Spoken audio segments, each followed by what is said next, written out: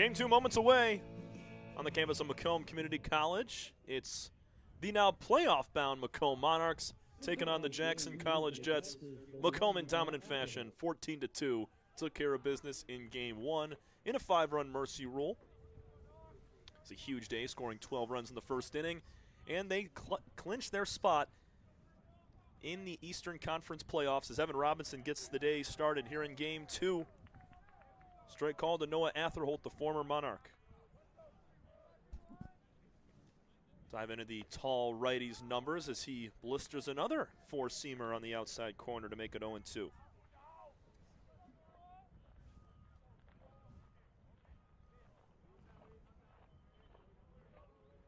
Robinson drops the glove. Rides high and tight inside. Robinson sporting the number 23, a freshman out of St. Clair Shores, attended Lakeview High School, standing 6'6", $190. Making his 10th total appearance, 6th start of the season. Here's a line drive, base hit into right field for Atherholt, going the other way. Fielded by Cowdrey on a couple of bounces. It's a leadoff base runner. So due to SC4 defeating Henry Ford earlier today, both Macomb and the Hawks sit at 17-7 entering Game 2 today. Because right now, Skippers and Hawks are playing Game 2. That's just about to start, and we're underway here. There's a bunt on the third baseline. Miller on to field it, throws to first. They're going to get the runner, Zimmerman. On to second goes Atherholt, the almost exact same way that the top of the first started in Game 1. Jackson would go on to come up empty, and Macomb replied with 12 runs in the bottom half of the first. It's a good bunt right there from Zimmerman, getting it down the third baseline. So to keep things simple, Macomb, if they win this game here today, they will be crowned champions, back-to-back champs for the first time since the mid-90s. Inside for ball one to Zach Grindy. Now if Macomb were to win and SC4 pulls off yet another upset, defeating Henry Ford, Macomb would be sole champions. If Macomb wins and Henry Ford both get it done, co-champions, as they would both have an 18-7 record in conference. It's outside 2-0.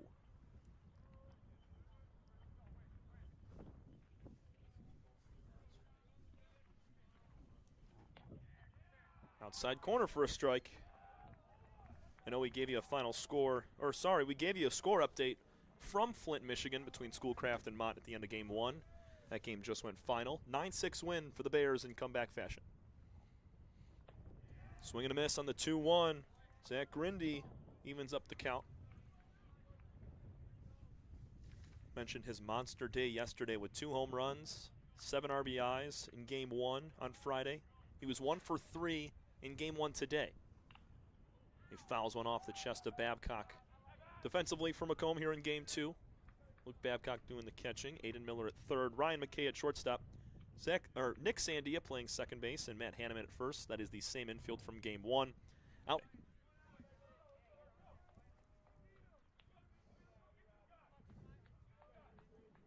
Jackson now trying to play spoiler even more. Well, the only times under head coach Rick Smith this team has missed the playoffs and has also fallen under 500. They're now 21-23 with the earlier loss today. Grindy puts one on the ground. A base hit in a right field should score a run. Rounding third, Atherholt. Coming around to score, he's being held there. Held at third base. Nice throw from Cowdrey and right. Base hit from Grindy puts runners on first and third with 1 out. Cowdrey charged in hard to go grab it. Atherholt was rounding third with a head of steam. At the last second, Coach Smith threw the brakes on him.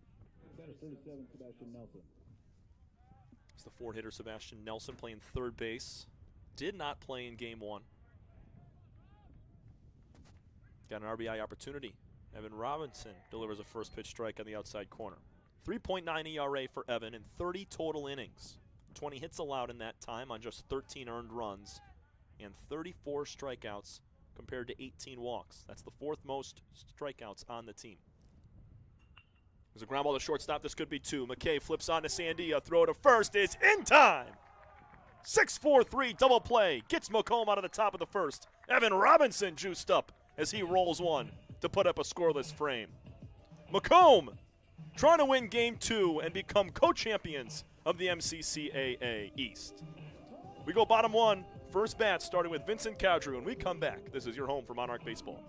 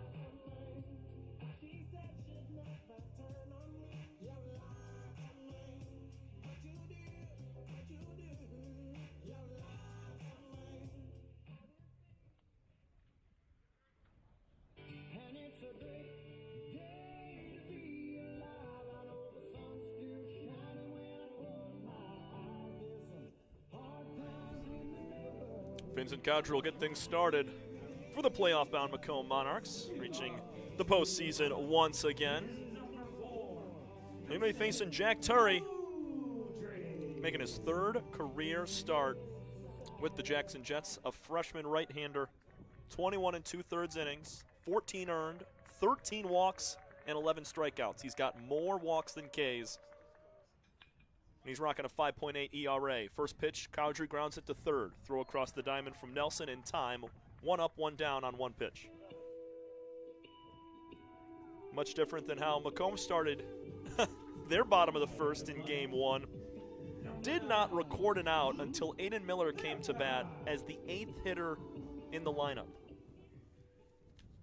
They went 3 straight base hits, then 3 straight walks. Then McKay singled and Miller, the 8th batter, an RBI ground out. Jackson off to a much better foot as they get Cowdrew on the very first batter of Macomb's offensive opportunities. 1-0 as Babcock takes a ball down low. Back on the left side of the plate for Luke. Wave and a miss. Fastball upper outer corner. 4.5 Ks per 9 for Turry. Not a ton of time pitched this year. 21 2/3, still a pretty solid amount with 11 total appearances now as he leaves one outside, 2-1.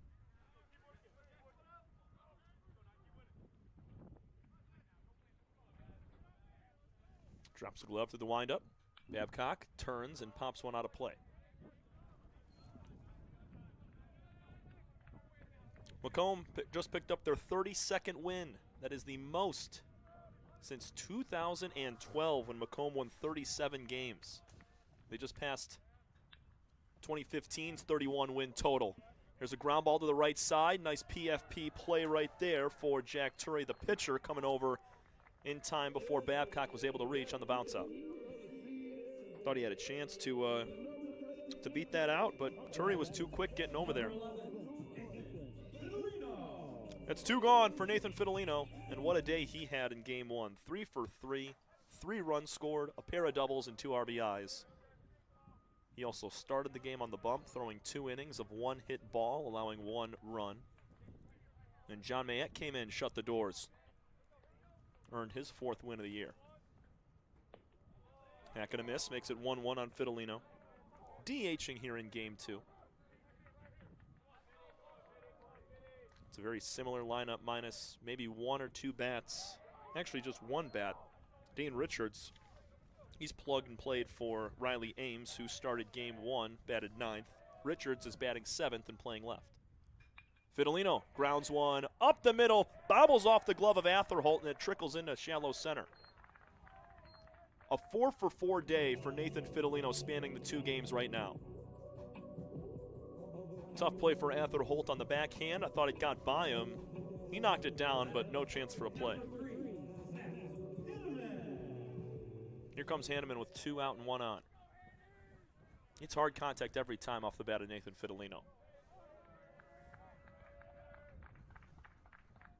Hanneman now lines one into center field. Zimmerman coming in. It's going to drop for a single. Holding at 2 is Fidelino. And Macomb, after 2 outs to begin the inning, back-to-back base hits on 2 pitches. RBI opportunity now for Sandia, and he was my player of the game in game 1. 2 for 2, a 2-run inside the park homer, his 5th bomb of the year, and a walk and a run scored as well. One of the 7 sophomores, Richards, now make it 8 sophomores in this starting lineup. Or 7, it's still 7, I'm sorry.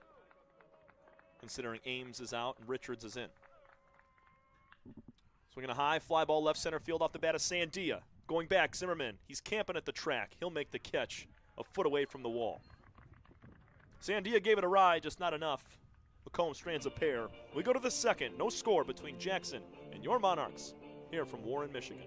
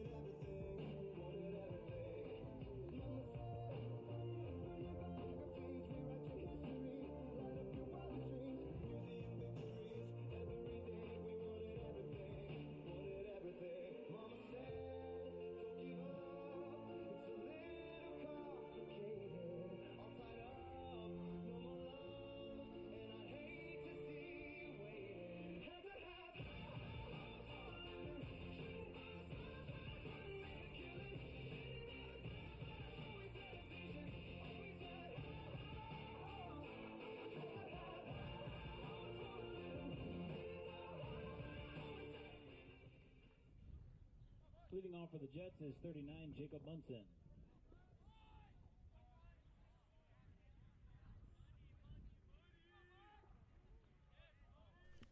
5, 6, 7 hitters to face Evan Robinson and the Macomb Monarchs. No score, top 2. Much different score that we have here in the 2nd compared to game 1. Both teams with 2 hits apiece. Robinson's first offering is a slider outside for ball 1. It'll be Munson, Deshaun Williams, and Caden Oliver. Jackson looking to split the 2 doubleheaders across the last couple of days. A lot of baseball for Macomb in their last week or so. It's the 1-1. They played a pair against Owens on Tuesday. Then they had a couple of days off before playing, now going into their 4th game in the last 2 days. That's 6 games in a week. 2-1, wave and a miss. Tied him up inside with a fastball riding near the hands.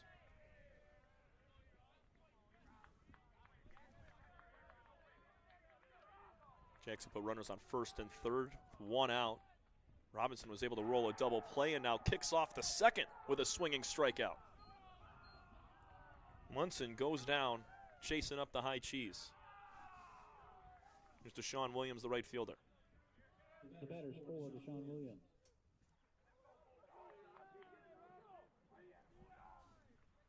A little bit of pop in this left-handed bat, and Williams, 3 doubles and a triple, no home runs, and only 8 RBIs with 20 total hits as he waves and misses.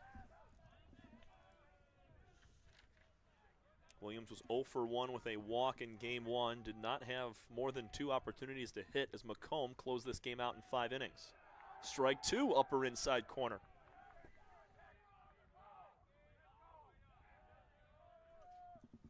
Robinson deals, down and away. Nice waist pitch off the plate, trying to get Williams to chase.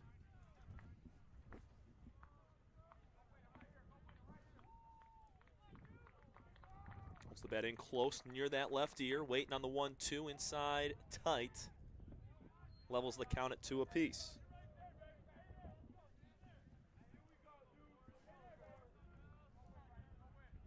Macomb with options bullpen-wise for the rest of this game as the 2-2 is on the corner. Caught him looking.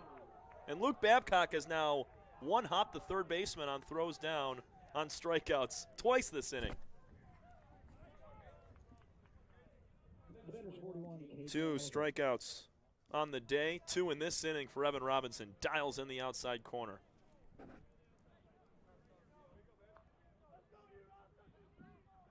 Making Aiden Miller work over there as Babcock on those throws down. Breaking ball, swing and a miss. Keaton Oliver comes up empty. It was Game Jones, the catcher for Game 1. It's now Oliver here in Game 2. No balls and 2 strikes.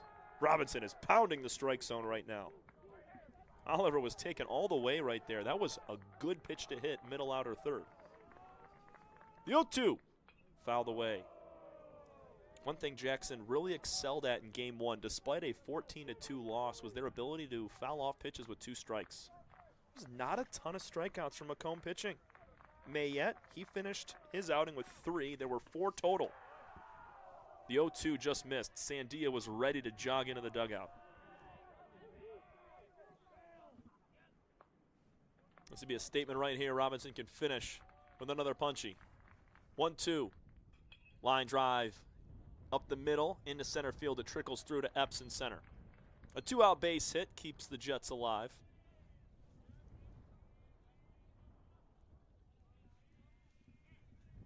That's one thing about this team. They can hit. Despite being 11-13 in conference, they can swing the bat fairly well.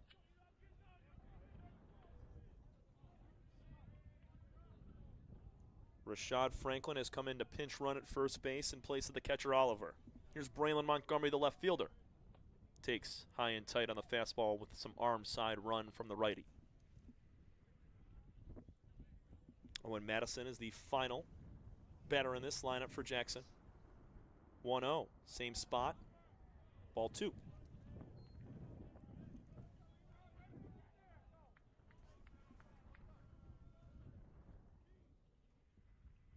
Madison sets, takes a small peek at Franklin, now 3 balls and no strikes. Oh, it hit him. Got a piece of Braylon Montgomery. Time called. Oh, they called it a foul ball. Making the walk back, having to grab his bat. Braylon Montgomery back to the dish. I'm confused. Our home plate umpire signaled that there was some sort of contact on the wrist.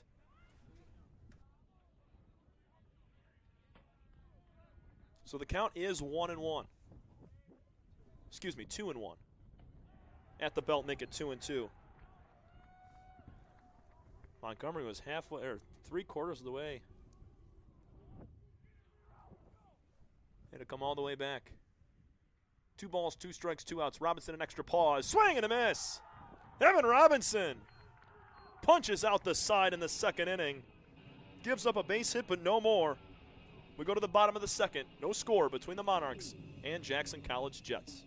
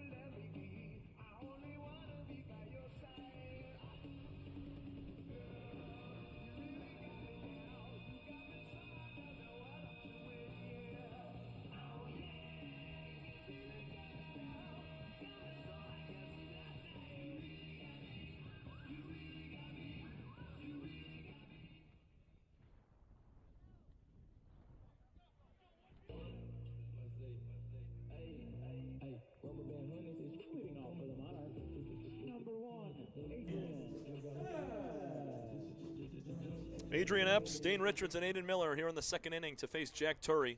Tom Cavanaugh bringing you all of today's action from Macomb Community College. Game 2 of our doubleheader, the regular season finale. Not the season finale for these Monarchs, as they won Game 1, punched their ticket to a postseason bid in the MCCAA East. Them and Henry Ford will be the two teams headed to the playoffs from this division. Swing and a miss from Adrian Epps makes it 1-1. Henry Ford lost earlier today in a huge upset. The SC4 Skippers, a team that is now 4-30 on the year. That opened the door for Macomb to have a chance at becoming co-champions if they were to win this game today, right here, right now. The 2-1 to Epps is not close, high and away.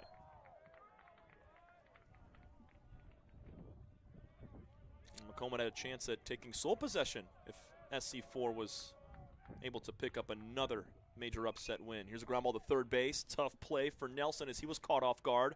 Throw to first. Not in time. He bobbled the ball, picked it up with his bare hand, did Grindy.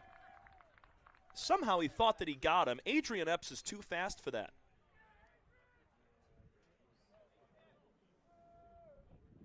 Epps is on first. We're going to have a conversation between our field and home plate umpires. But to break it down, the throw from Nelson to Grindy was in the dirt. Grindy tried to stretch as far as he could for it. They're going to call him safe, by the way. The throw to Grindy was a little bit just right on the dirt. He reached as far as he could. The ball snuck under his glove, and on one bounce, Grindy caught the ball with his bare hand. Now, him securing the baseball with the right hand did not happen before Epps reached the bag. Glad we could come to a quick, concise decision. Adrian Epps, a stolen base threat, on to start the inning. And he's picked off. He got caught leaning to second base. Epps in a rundown. Back to the bag. He is safe. Oh my gosh, Jack Turry can't believe it.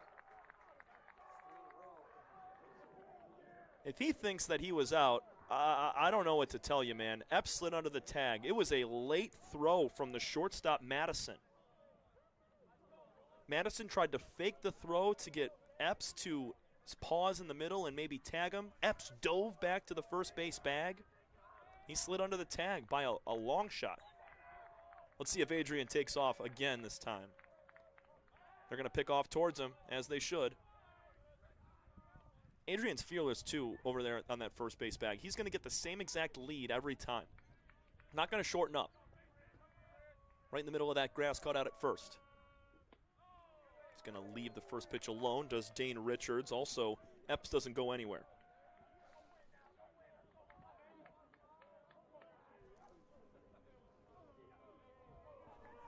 Epps reaches via the air, and they pick off at him once more. He's back in safe but dirty. This is a big runner to get into scoring position.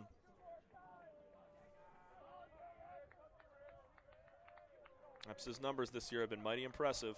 38 stolen bases. He's going for 39 right here. The throw down is a good one. Sliding in, they got him.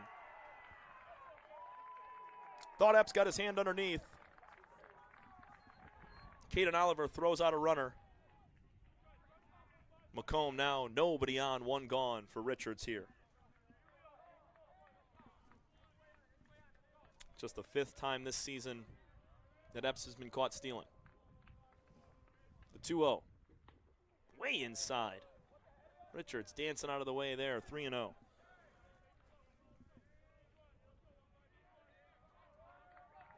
It's a really good throw from Caden Oliver.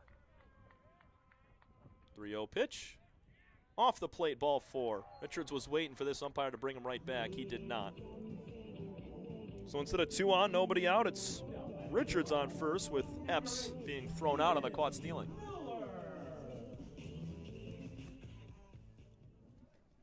It's Aiden Miller's turn, 8th batter in this Macomb lineup. Rounding it out is Ryan McKay. A lot of pop in this right-handed bat for Aiden Miller.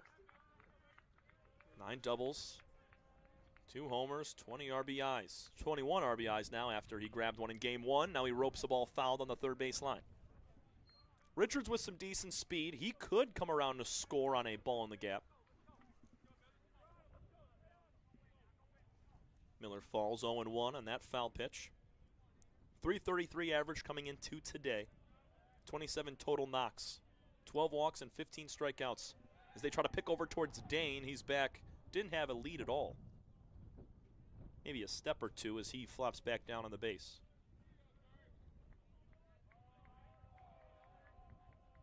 The 0-1 in the dirt, blocked up by Caden Oliver. Well done to keep it in front. There were a few that got away from Gabe Jones in game one, possibly prompting the substitution in game two. There's a little bit of a shakeup in this Jackson lineup. There's a ground ball to shortstop. Madison, backhand, he bobbles it. Got to get to first. And it's an E6. Aiden Miller reaches. Tailor-made play for Owen Madison. And he just bobbled it. He just missed it. Second error of the inning for Jackson. And specifically that left side of the infield. Throwing error on Sebastian Nelson at third base to start the inning. And right there, Madison. Here's McKay in the 9 spot. 2 on, 1 out. Swing and a miss. Breaking ball inside corner. McKay, 31 total hits, 7 doubles, 24 RBIs. He was 2 for 3 in game one. So make that 33 hits for the sophomore. Breaking ball, shot on a second base. Nice forehand play for Atherholt. Could it be a double play? It is. 4-6-3 inning-ending double play, and Jackson returns the favor after Macomb did so in the first. No score. Macomb had a couple of chances, were unable to cash in. We go to the third. Jackson and Macomb all knotted up at zeros. This is your home for Monarch Baseball.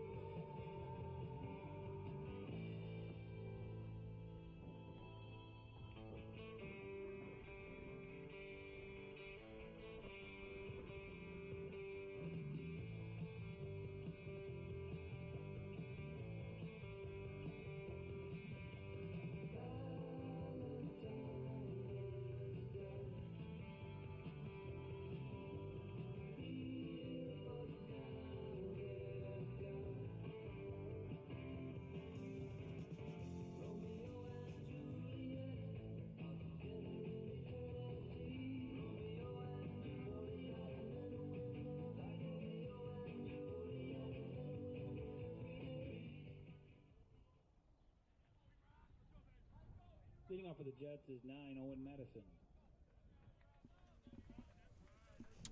Evan Robinson back out for his third inning of action. Has allowed 3 hits in 2 innings. 3 strikeouts in the second. First pitch ground ball, diving play for Miller. On his knees, the throw to first, up the line. Safe is Owen Madison, a base hit. Second time in 3 innings that Jackson has had the leadoff man aboard via the base hit. Miller, heck of a play diving to his left. The throw from his knees was not strong and not accurate. Noah Atherholt for the second time now. He singled his last time. Jackson's out with some vengeance here. They're putting good swings together on Robinson, but Evan did strike out the side in the second. First pitch high and tight.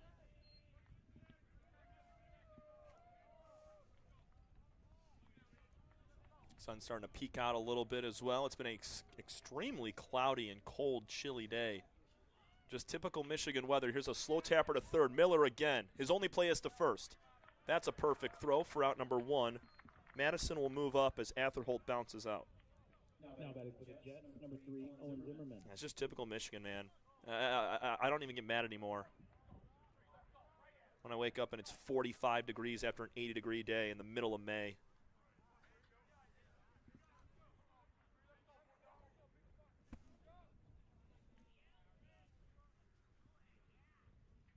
Robinson's first pitch to Owen Zimmerman is a ball inside. Are they going to ask for help from our home plate field umpire? Excuse me. They will not.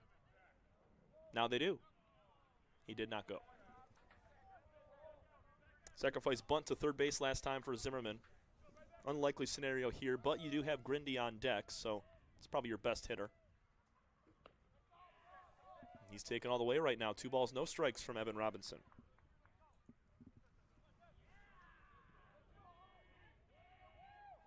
Zimmerman, a .206 hitter this season. 20 knocks and 97 at-bats. Swings and fouls one off the mask of Babcock. 2-1. And absolutely no extra base power in this left-handed bat at all. No doubles, no triples, 0 home runs, only 6 RBIs. He does a heck of a job of getting on base, 35 walks compared to 20 strikeouts.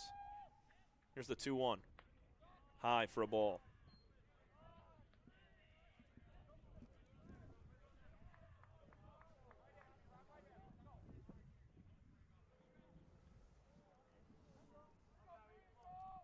Robinson's 3-1. Down and in. Went with the breaking stuff and missed. Control's been great from Robinson in this game. It's the first walk that he has given up. That brings Grindy to the dish. And 2 different colored batting gloves. That's interesting.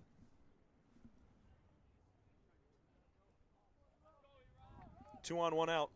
Grindy singled last time, now takes ball 1. Robinson's leash will be shortened if the command continues to fade. Head coach Taylor Jellikowski does not mess around with that sort of thing. And that's ball 2, high and away. Here comes assistant coach Nick Caruso to have a conversation.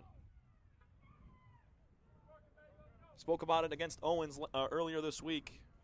Definition between teams that are good and bad in this league, it really just depends on throwing strikes. And Macomb's got a fine line between their top half of the bullpen that consistently commands the zone and then the back half that does not see much time on the bump because they fail to throw strikes and get outs. But when you only use 2 pitchers in game 1, you have the luxury to go to 3 or 4 different guys. And one guy that I haven't seen in ages is sophomore right-handers Jack Saputo. The closer for this team, because he usually comes in save situations. Every game I'm calling, Macomb's winning by 7, 8, 9 runs to this point.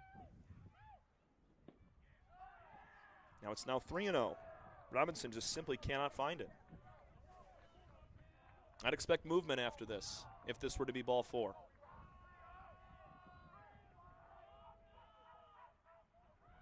There it is, not close.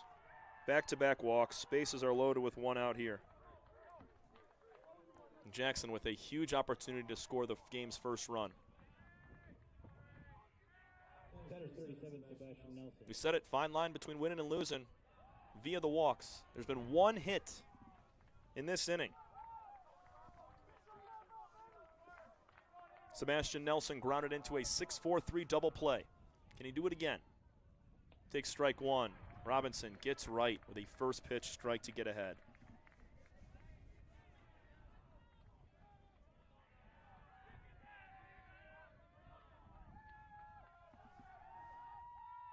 Oh, 1 at the knees, make it 0-2. This would be a huge momentum swing right here. Robinson can dot something up on the outside corner, likely to go with the slider down and away. Here's the 0-2 pitch. Swing and a miss, inside corner. Arm side run with the fastball. Little 2-seam action.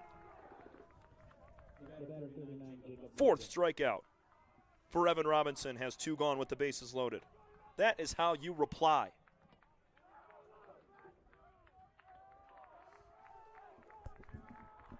Munson struck out swinging his first time. Now takes ball 1.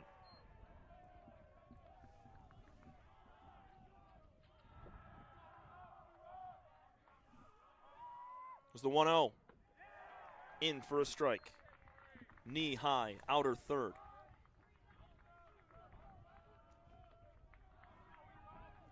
Robinson drops that glove and deals.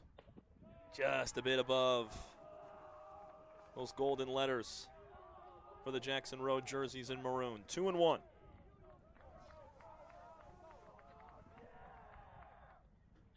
Pulls it. Other side of the plate, other batter's box, really. 3 balls and 1 strike and no place to put Munson. Got him to throw him a strike here.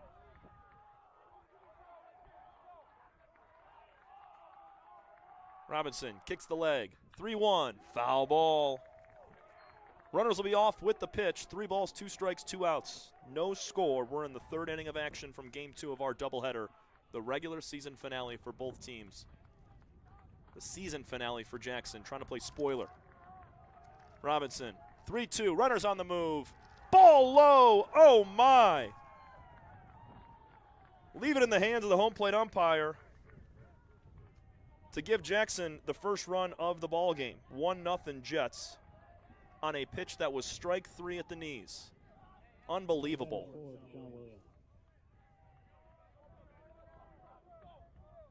That was there. Now the ball gets away from Babcock. Nowhere to go for the runner on third base from Zimmerman. Did not squeak away too far. Deshaun Williams struck out looking his first time. He's up in the count 1-0.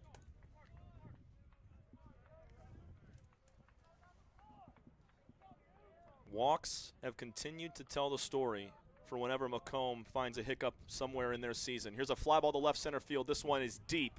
Back Epps. Looking up. That's off the wall. 1 run will score. 2 runs score. Rick Smith waving in a third. It's a 3-run double for Deshaun Williams, and Jackson takes a 4-1 lead.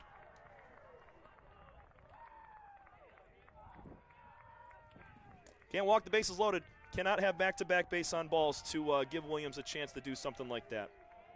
Can't happen.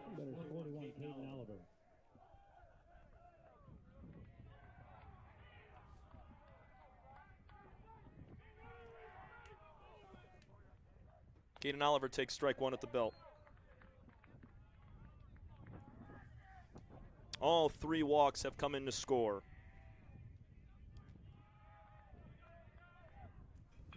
There's a line drive into right. That's a base hit in front of Cowdrey. They're going to send the runner Williams. Throw to the plate is a great one. Babcock can't field it. It's up the line all the way to the backstop. On to second goes Oliver. 5-0 Jackson. The Jets, they want to close this thing early.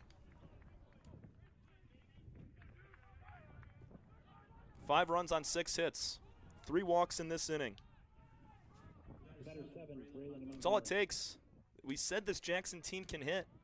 And if they have runners on via the base on balls, then they're going to find ways to cash them in.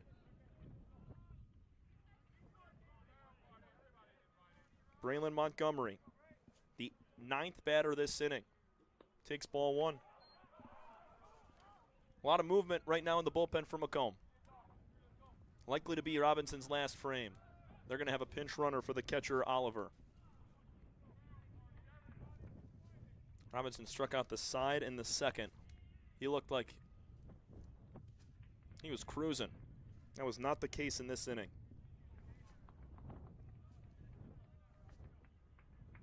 Montgomery takes strike 1 at the letters.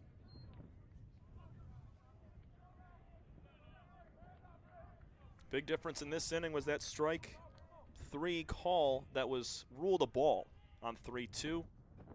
Here's a fly ball to left center field. Epps on the track, making the catch in the left center gap. That ends the inning. Jackson grabs 5. Macomb's got some work to do. We go to the bottom of the 3rd. Jets up 5-0.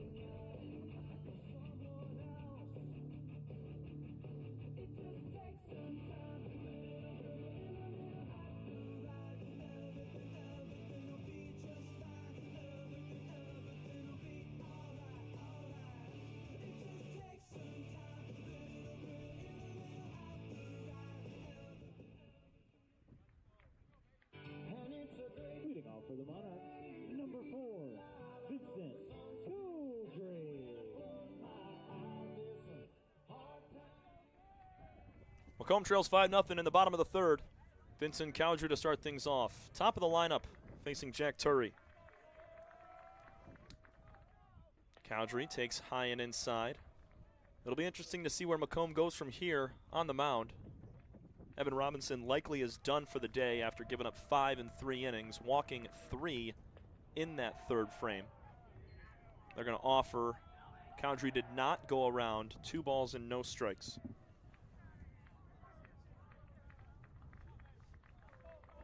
Cowdrey grounded out to third base. Only saw 1 pitch his first time up. Wave and a miss. Took a big hack that time, came up empty.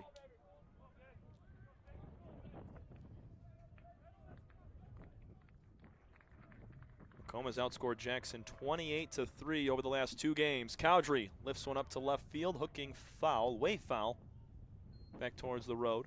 2 balls and 2 strikes.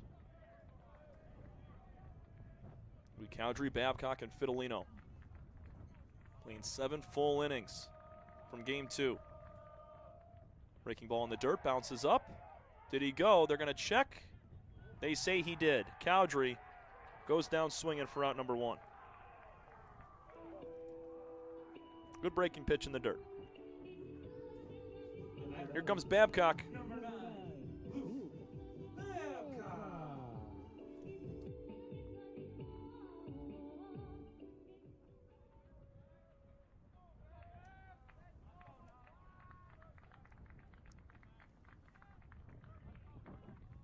Ground out to second, his first time for Luke. Takes a breaking ball off the plate for a strike. Come on now.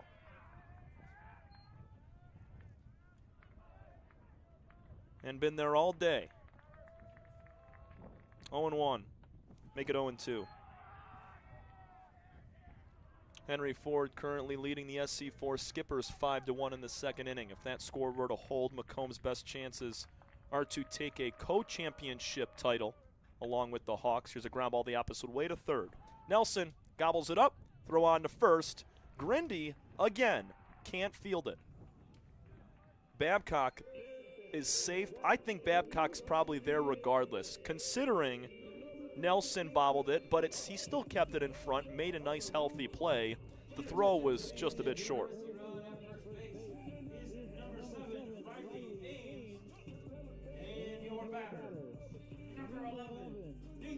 I'm going to give Babcock a hit right there as Riley Ames coming into pinch run for Luke.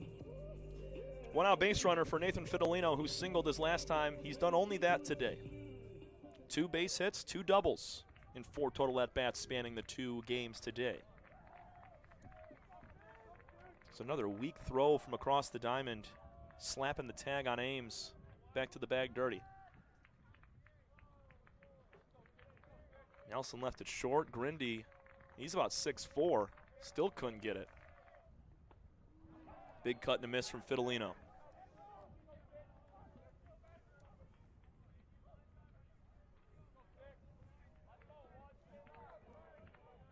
Small lead for Ames as he continues to inch off the bag. They throw back at him. Trying to keep him close. Caden Oliver has already thrown out a runner today. Ames, 34 stolen bases, just 4 less than Adrian Epps. He bluffs the steal, breaking ball down and away, stopped by the catcher Oliver. It's a 1-1 count.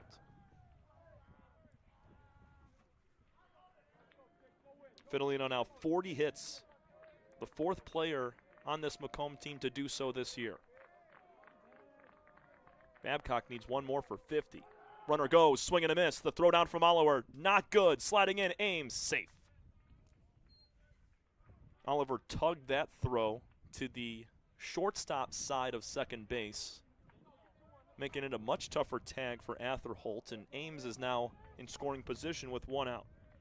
Fidelino down in the count 1-2 after swinging and missing on that last pitch. Hunkers down in that stance, squats just a bit, holds the bat in tight and steady, fouls it away. Pitch number 35 on the way from Jack Turry.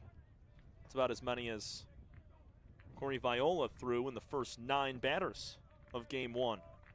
After Macomb scored 12 runs in the first frame, winning that game 14-2 in 5 innings. The 1-2 to Fidelino, swing and a miss. Fidelino, even though he swung and missed, has a conversation for the head home plate umpire, maybe discussing a quick pitch of sorts. Nothing on the umpire there, obviously, as it was a swing, but maybe a quick pitch there from Turry or something. Strikeout number 2 of the afternoon for Turry, the starter. 2 gone for Matt Hanneman, who singled his first time. Takes the ball way out. It's the first time Fidelino's been retired in either game today. 5 runs on 6 hits with 2 errors for Jackson. Macomb's got no runs on 3 hits with an error. Hanneman takes high and away.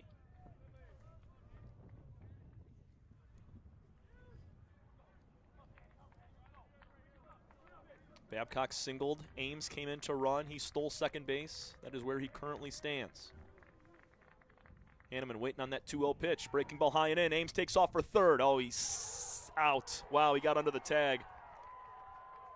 Assistant coach Nick Caruso would love a conversation between the field and home plate umpire. Ames got under it, but I don't know if our umpires here are going to talk about it. Jackson's has already come off the field. Ames got greedy. Oliver has thrown out 2 runners now. 5-0. We go to the 4th. This is your home for Macomb baseball.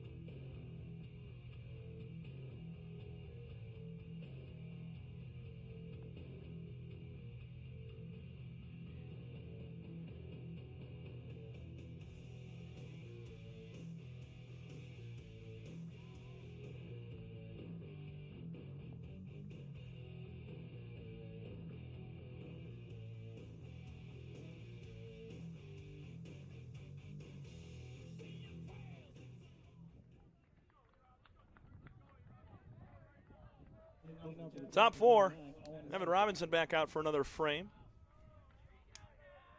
Jackson leads 5-0. Put a smacking on Macomb in the 3rd. A couple of base hits, a double from Deshaun Williams, and 3 walks. Led to that big crooked number. Macomb with 2 outs and a runner on second base. Riley Ames, last half inning, attempted to steal 3rd. He was under the tag, but they called him out. And Macomb with limited opportunities now as we're delving into their final couple of at-bats. 1 ball and 1 strike here to Owen Madison. Led off the 3rd, part of that 5-run inning. Now chops one up the middle. In between hop for McKay. Fields clean, throws on to first. 1 up, 1 down.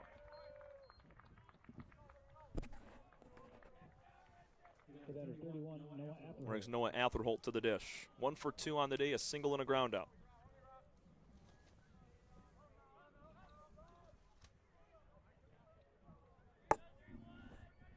Monarchs squandered another chance to chip away with runs. Did so in the 1st. Well, no, I'm sorry, the 2nd inning. Jackson committed 2 errors. Macomb was unable to find a way to score. It was Ryan McKay who grounded into a double play, and then 1 out runner on second base. Strikeout and a caught stealing finishes the frame. 1-1 to Atherholt, former Macomb Monarch last year. Was hitless in about 18 or 19 at-bats. Only played in a handful of games and pretty much prompted his transfer to find another MCCAAE school to try to find some playing time at. And he's had a pretty good year. 2-1 turns to 3-1.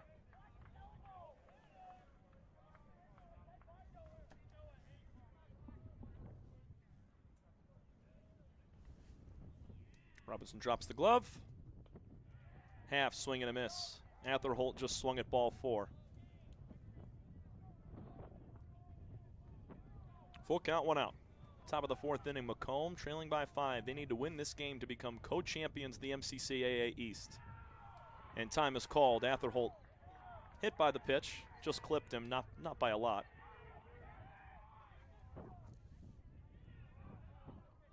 The command wavering.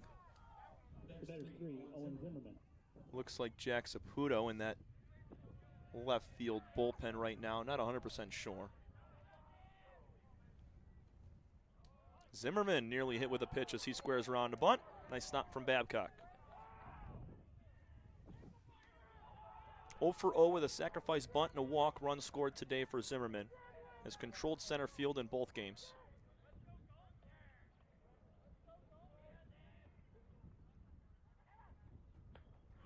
Up top, Robinson 2-0. It's been a lot of 2-0 counts for Evan Robinson in the last couple of innings.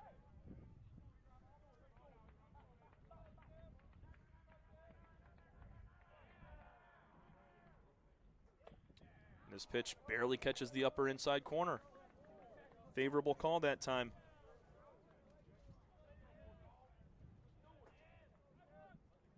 Sandia shaded up the middle along with McKay, even on the lefty.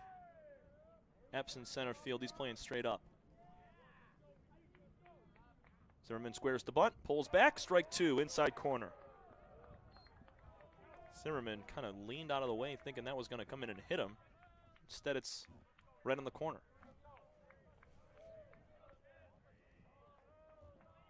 Small lead at first for Atherholt. 2-2 pitch in the dirt. Back-to-back full counts for Jackson hitters. They've had strong at-bats all day long. Weren't able to get anything going in game 1, but they were kind of out of it from the first. Here's the 3-2. Ball 4. That was inside. I gave our home plate umpire a bit of guff on that last one. That one was definitely inside for ball 4. And here comes head coach Taylor Jellikowski, and likely going to be a change and a wise decision with back-to-back free passes, a hit by pitch and a walk. Put 2 on with 1 out, and Jackson is threatening once again. Robinson ends his day. 3 1/3 innings, gives up 5 runs on 6 hits, all of them earned. He walks 4 with a hit by pitch. This is your home for Macomb baseball. Jack Saputo now out onto the mound to try to shut the door here in the 4th inning. This is your home for Monarch baseball.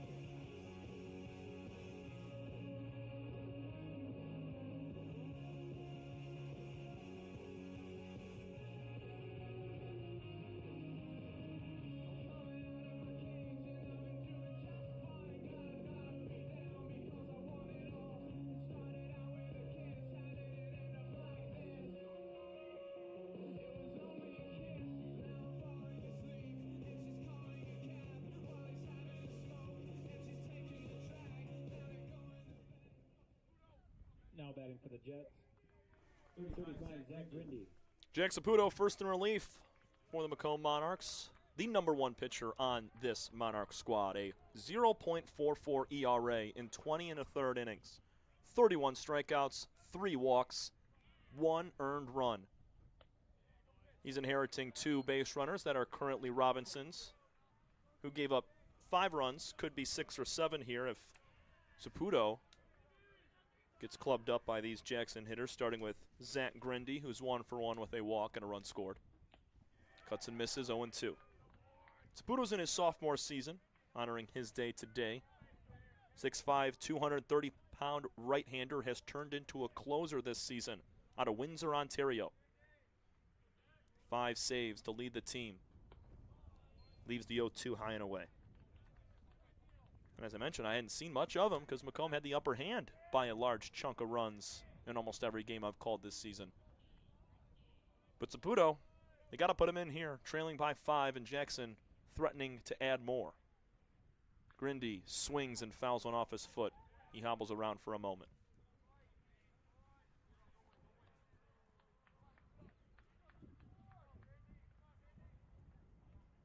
Grindy could definitely make MCCAA first team all tight pants with what he's got on right now. That's the style nowadays. 1-2, yes he did. Grindy's headed back to the dugout. Jack Saputo immediately enters and strikes out a batter. 2 gone with 2 on. Now batting number 37, Sebastian Nelson. And that's the effectiveness that you bring in Saputo for right there. He's only allowed 7 hits in those 20 and now 2/3 innings. 10th total appearance, he rocks a 2-1 record. He's trying to improve to 3-1 if Macomb can battle back here in the last couple of innings. Breaking ball, my goodness. Yes, he did. It's a strike anyways. Late break, down and away to a righty. Can't ask for a better pitch there from Saputo. Sebastian Nelson's 0 for 2. Swinging strikeout and a ground ball double play. Make it 1-1.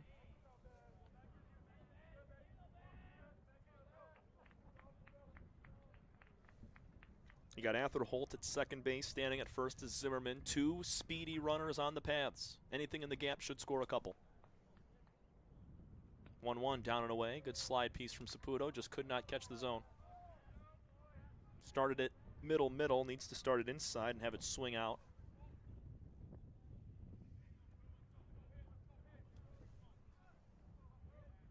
Jack checks the runner. Now goes home. Here's a little check swing. Back to the mound. Saputo fields. Throws on to first, and that's the inning. You bring your closer in a tight spot in the 4th inning. Jack Saputo punches 1 out and fields a ground ball on his 2nd and final out of the 4th inning. Macomb's got a battle. They're down by 5, headed to the bottom of the 4th inning against Jack Turry and these Jackson College Jets. This is your home for Monarch Baseball.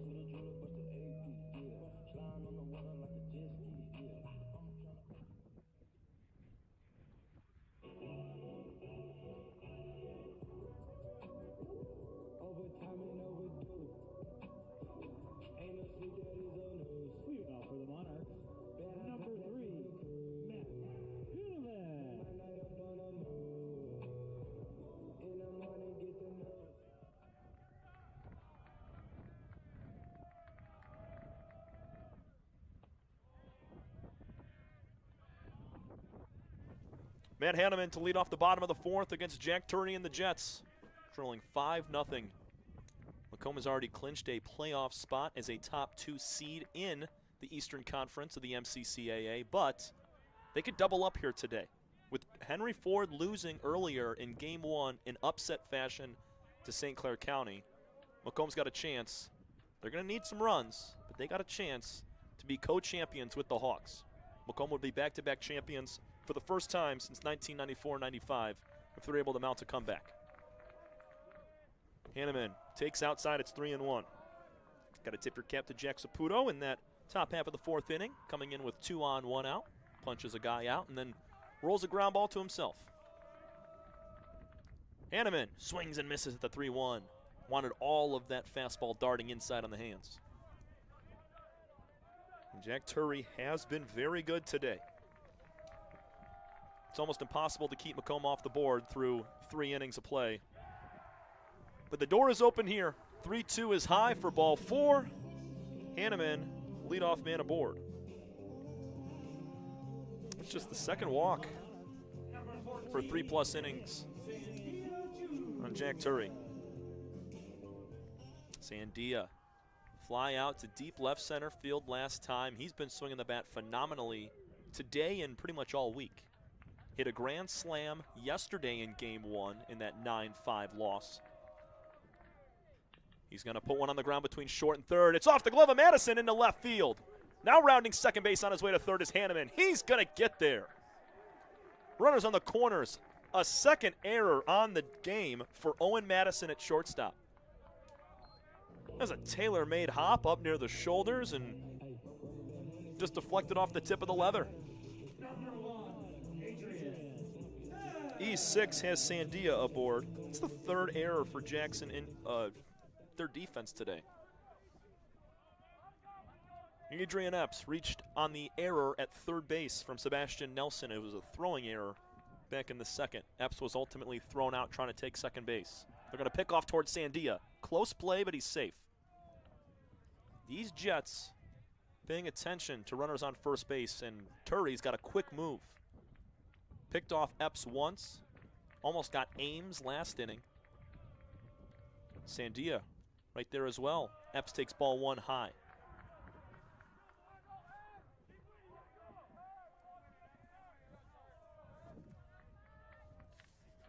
Adrian was 0 for 2 with a walk, RBI ground out in game 1. Also came around to score. He's going to foul one off. He got a fastball middle.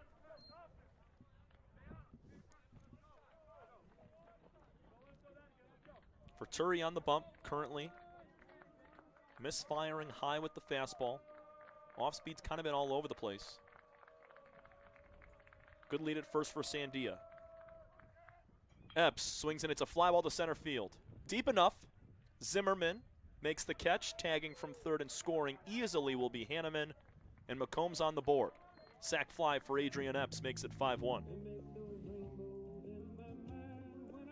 Not a bad swing, just a little bit underneath it. Sandia will hang out at first base. And it brings Dane Richards to the dish.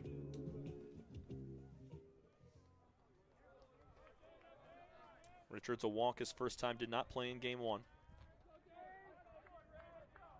He's been hot of late.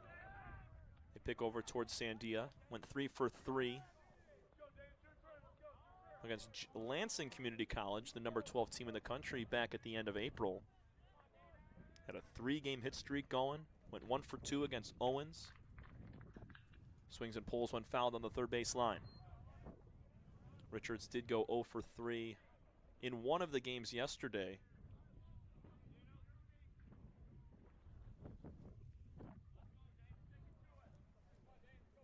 He's got a speedy Sandia on first. Anything in the gap or probably down that right field line is going to score him. Another pick towards Sandia, and boy, they almost got him again. Slipping in the dirt. Sandia needs an extra second as he's still on his knees. These are too close for comfort. Adrian Epps is the only one that's actually been able to get back comfortably consistently. The 0-1. Inside corner for strike 2. Big looping curveball finds the zone.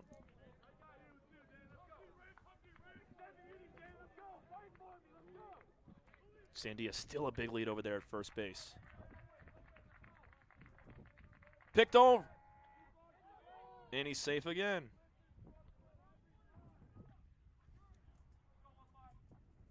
They're keeping him close. That laundry is going to be a doozy for Nick Sandia. 0-2 to Richards. Spiked up in the dirt. Bounces away from the catcher, Oliver. Now Sandia can take second base. So all of those pickoff moves to first just to spike one in the dirt and give him second base. Wild pitch on Turry. Just how they drew it up. RBI opportunity now for Dane. One gone. You got Aiden Miller waiting in the wings on deck as well. 1-2 pitch. Richards, line drive, base hit center field. Sandia rounding third base. He's being sent home. Throw to the plate will not be made. Dane Richards. RBI swing back up the box with 2 strikes. 5-2 game. We're in the 4th. And that is all because of Jack Turry. Spikes the fastball on Sandia at first base. Allows Nick to take second. Boom, what happens? Next pitch, RBI base hit up the middle. That's how you make him pay. Dane Richards comes up clutch in a big spot. Meeting on the mound between Jets assistant coach and this Jackson infield. Brings Aiden Miller to the dish, who reached on an error.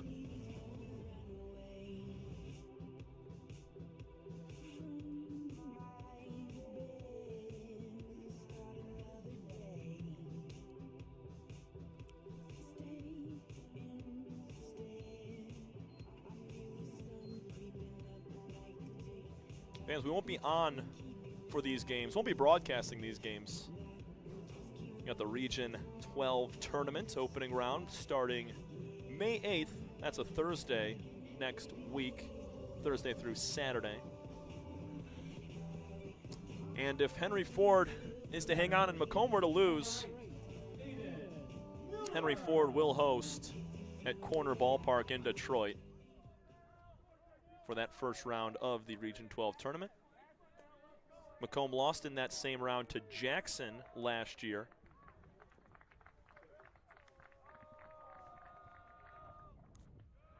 Meeting over. First pitch from Turry is a breaking ball in the dirt. Miller 1 for 3, a double and an RBI in game 1. Good lead at first for Richards, likely not taken off as we've seen the arm of Oliver. Line to the screen from Aiden, makes it 1-1.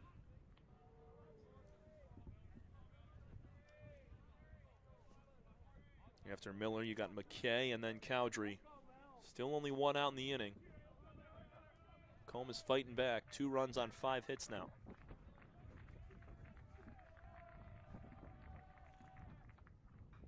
There's a line drive fouled on the third base line. Nice swing from Miller.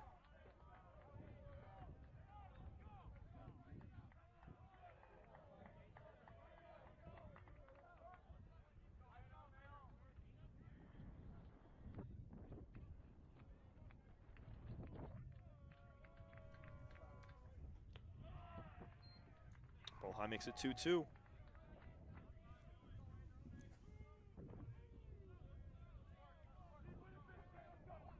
Richards with speed, could score from first on a ball in the gap. Everybody's straight up in the outfield for Jackson right now. 2-2 pitch. Pulled, fouled on the third base line again. Nice fight from Miller. Jack Turry as well. He's approaching 55 pitches. Not too bad for 3 1/3. Diving into his 4th inning here.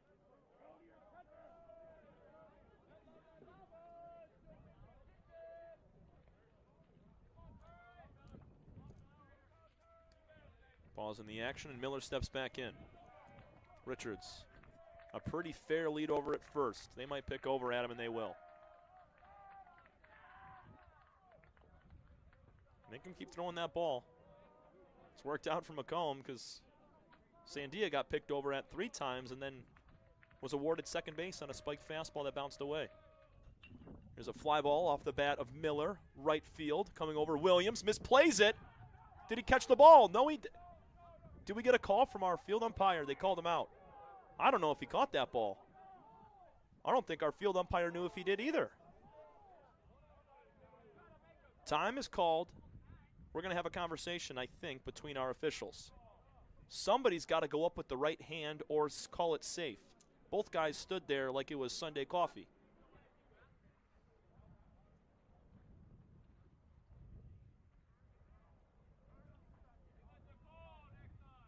So they're going to call him out. Richards is still back at first base. Miller is recorded for a flyout. That just can't happen either. Caught off guard completely. Williams misplayed the heck out of that baseball. Went out, then came in, then stutter stepped, then had to dive in and make the catch. 2 gone. Richards stands at first. Macomb now trails by 3. Another pickoff to first. McKay, a 4.63 ground ball double play victim his first time. Puts one on the ground. Fair ball on the third base line. Into the corner. Richards got a chance to come around and score. Being held at third base instead. It's a double for Ryan McKay. Runners on second and third. Roped it inside the chalk. And that's why I said if that ball goes down the right field line, Richards is probably scoring. But the fact that it's down the left field line there makes it a whole lot harder. Head coach Rick Smith out to the mound to meet with his starting pitcher, Jack Turry. We'll see if the Jets make a change. They will. We'll step aside briefly. Macomb's got runners on second and third with 2 outs, trailing by 3 in the 4th inning with a chance to become co-champions of the MCCAA East. We'll step aside. This is your home for Macomb Baseball.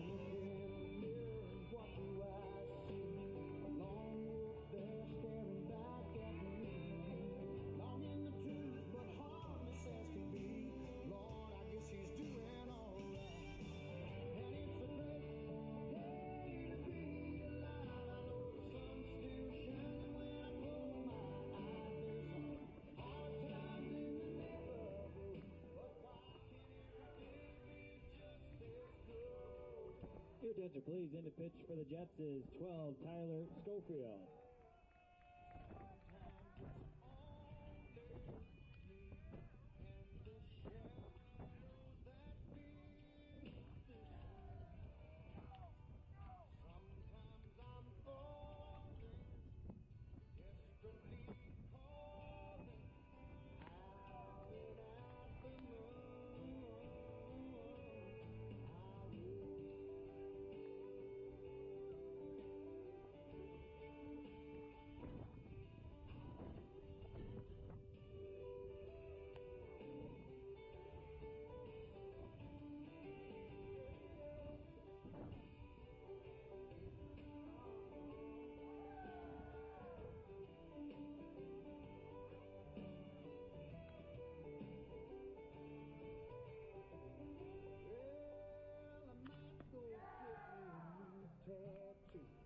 Take my old Harley for a 3-day cruise. Might even grow me a Fu Manchu.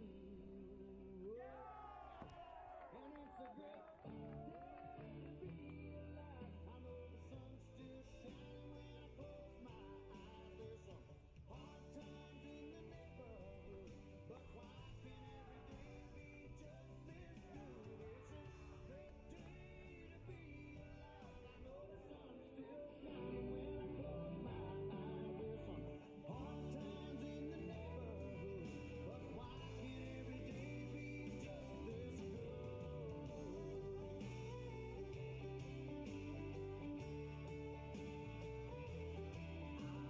Final line for Jack Turry. Jackson Jets starter, 3 2/3 innings, 6 hits, 2 walks, and 2 strikeouts. Both of these runners on at second and third are his responsibility. Tyler Schofield delivers a first pitch submarine inside for ball 1. Little Dan Quisenberry, Darren O'Day-esque. First base side of the rubber also could make first team tight pants. He delivers one again, high and in this time, a called strike.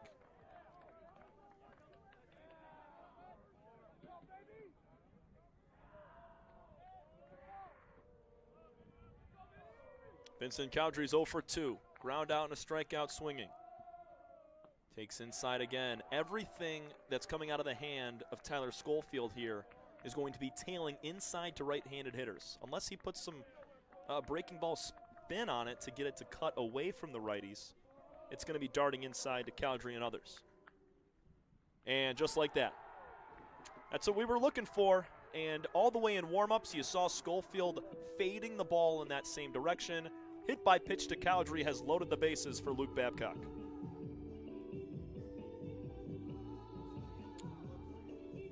Now, maybe if you're Babcock, you sit in that right-handed box and hopefully get a hit by pitch there.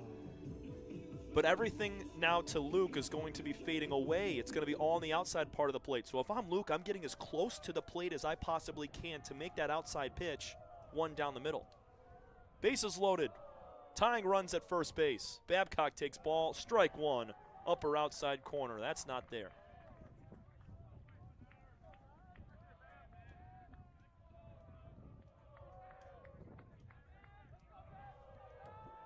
Cowdrey's at first. McKay's at second. Richards at third. Outside. Evens the count up at 1-1. 1-for-2 day for Luke. Bounced out to second and then singled the other way on a ground ball to short. Or a ground ball to third, rather. Schofield from underneath. The 1-1. Rides high and away. So much tail on these pitches from the sophomore righty, making his 5th appearance of the year. Just 4 innings thrown this season. And he's in one of the biggest spots. He's allowed 11 hits in those 4 innings, 8 earned. Down and away, 3-1. He's also dead even with 4 strikeouts and 4 walks in those 4 frames. 3-1, nowhere to put Babcock. Upright stance, cocks the bat over the left shoulder. 3-1, fly ball left center field. This ball's got some carry and some tail. Zimmerman over, makes the catch on the run in the gap. Had trouble with it. Still came down with it for out number 3, and Tyler Schofield gets out of disaster there. Macomb trails by 3. We go to the 5th. This is your home for Monarch Baseball.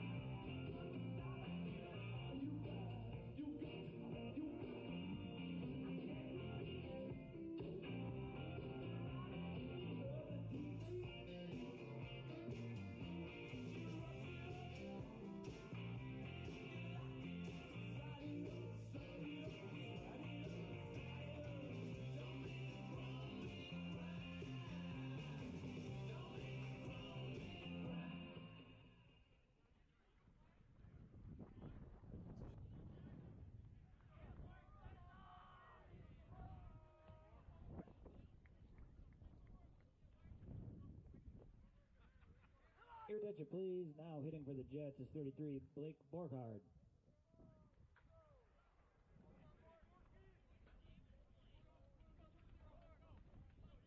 Jack Saputo back out after cleaning up the 4th inning. And he's going to face a new hitter, pinch hitter, lefty Blake Borgard.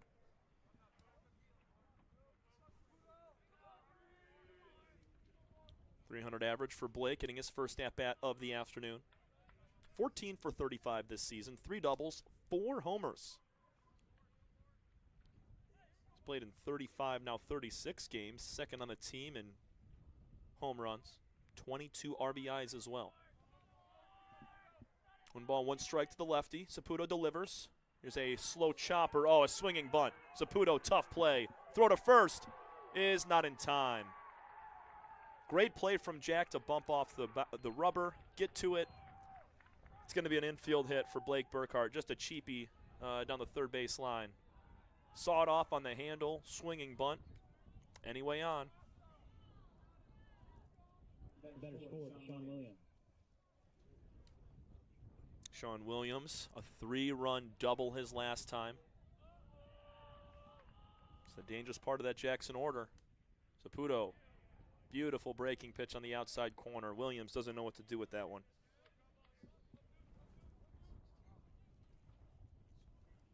Pressure starting to settle in here for Macomb. They've already, at least said, they've clinched a playoff spot. Williams drops a bunt down, it's foul. Now down 0-2, takes the bunt away. So they've already clinched a playoff spot, but they would love another conference championship. For these sophomores, it would be back-to-back seasons that they would do it, both winning East titles in both their years at Macomb. Talking about guys like Cowdrey, Babcock, Hanneman, Sandia, Epps, McKay, Ames, Richards. Here's a ground ball to first.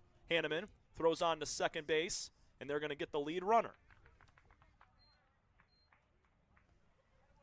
Fielder's choice puts Williams at first base, but they get the most important guy down at second base in Blake Burkhart.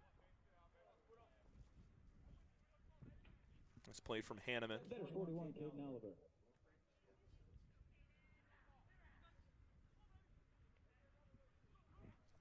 Caden Oliver's been red hot in this game. 2 for 2 with a pair of singles. Takes ball 1 upstairs. They made the right move behind the dish for game 2. Oliver, a pair of clutch knocks, and also has thrown out 2 runners. The 2 fastest of Macomb. Now 1 takes off for Jackson, and Babcock nearly throws it into center. Stolen base for Deshaun Williams.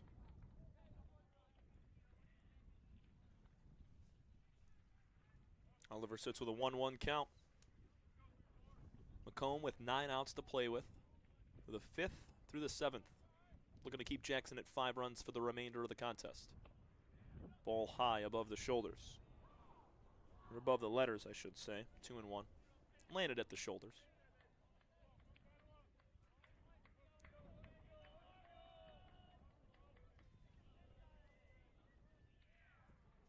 Runner takes off for third. Babcock, his throw down. Miller's tag. He's safe. Slid under the tag. Miller also dropped the ball.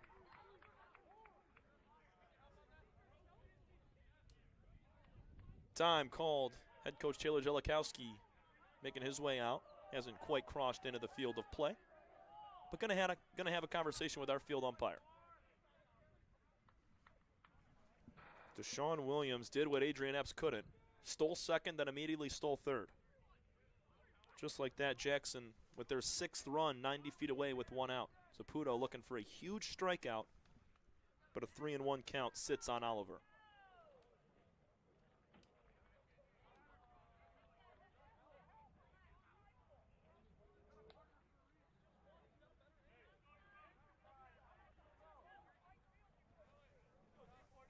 Conversation concludes. Saputo climbs back on the bump.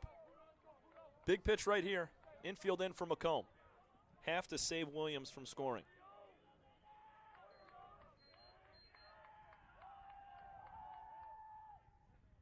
Here's a line drive caught by Sandia at second base. Boy, was that clutch. Better 7, Braylon Montgomery. Infield can now back up, play their normal depth. Williams, wise to not be doubled up at third. 2 gone for Braylon Montgomery. Good hands from Sandia as Saputo delivers a first pitch fastball high. Montgomery, definitely a smaller zone. Home plate umpire probably has 4 or 5 inches on him. Breaking ball in for a strike. And Babcock, who stands about 6'2", 6'3", maybe even taller, in a crouch. Just a bit smaller than Montgomery in the box. The 1-1. Strike two, that's money. Another off-speed freezes the Jets left fielder. Strikeout and a flyout today for Montgomery. Saputo trying to take care of business. Nice save by Babcock. Oh, that's a run-saving play. Saputo tugged the pitch across. That landed outside of the left-handed batter's box. And Luke was still able to dive over and keep that in front. Well done. Twos across the board here in the fifth. 5-2's your score. Here's a pop-up out of play. Montgomery stays alive.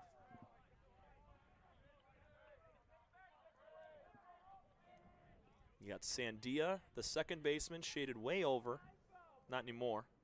He was shaded towards that first base side. 2-2. Strike three called on the outside corner. Montgomery doesn't like it. But it's strikeout number 2 for Saputo to get out of the fifth, stranding a runner at third. Macomb trails by 3. Bottom half of the fifth. And with some vengeance, they look to come on back, tie this game or take the lead. This is your home for Macomb Baseball. We will be right back.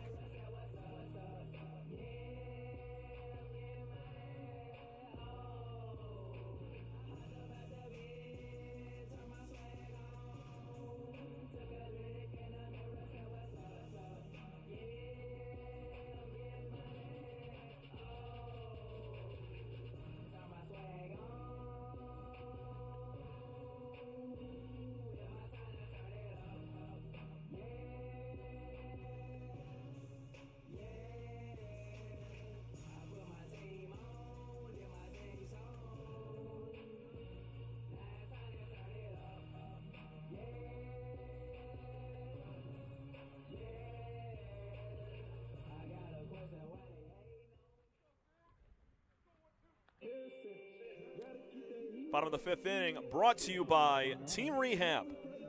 Out in South Lyon, go visit Alvin Miller today over at Team Rehab in South Lyon, Michigan, located at 51635 10 Mile Road. For all of your physical therapy needs, our very own Kyle Schroka, personal trainer here at Macomb.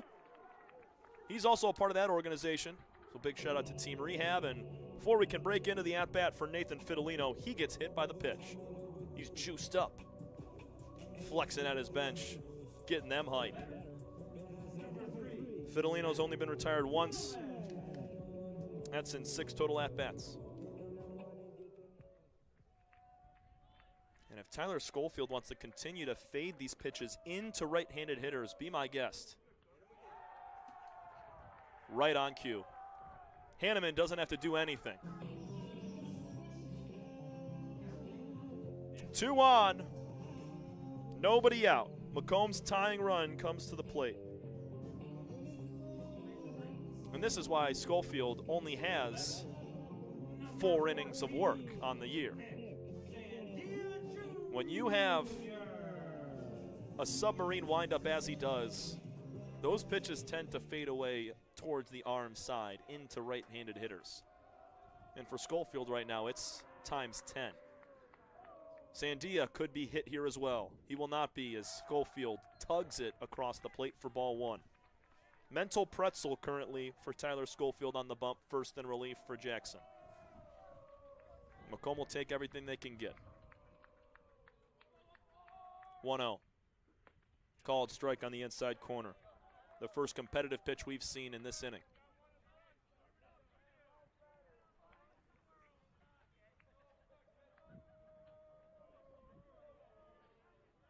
Puts that ball behind the right cheek. Now comes set at the belt. 1-1. Upstairs. Good take from Nick Sandia, who's 0 for 2. Reached on an error last inning and scored.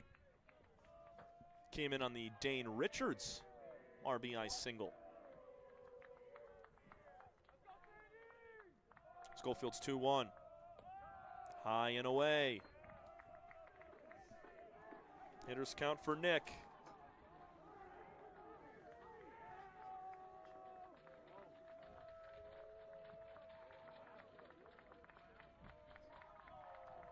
Sets the 3-1.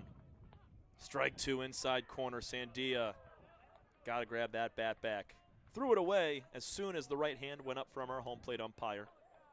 That is the only spot that Schofield has found for a strike. Upper inside corner. Full count, nobody out. 2 on. Macomb down by 3 here in the 5th. They're going to pick off towards second. Schofield throws it on. And Fidelino with a big smile back in, standing up. He was hit by the very first pitch that he saw. Hanneman, same thing. And now it's a full count, grind of an at-bat for Sandia. The 3-2, high and in, ball 4. Head coach Rick Smith for Jackson got to make a decision. And he just did. Going to come out to the mound and make a change. Tyler Schofield found a way to get out of the 4th inning and now has put the Jets in quite a tough position in the 5th.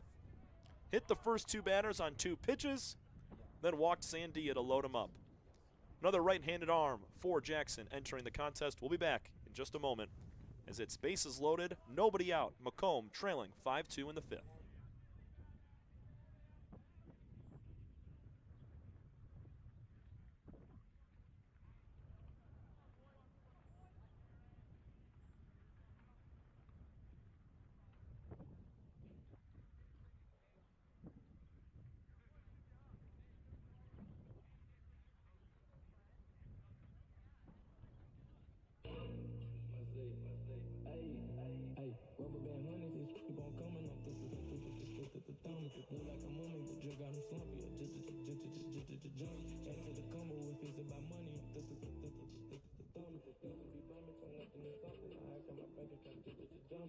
Attention please, and the pitch for the Jets, 14, Dylan Bloink.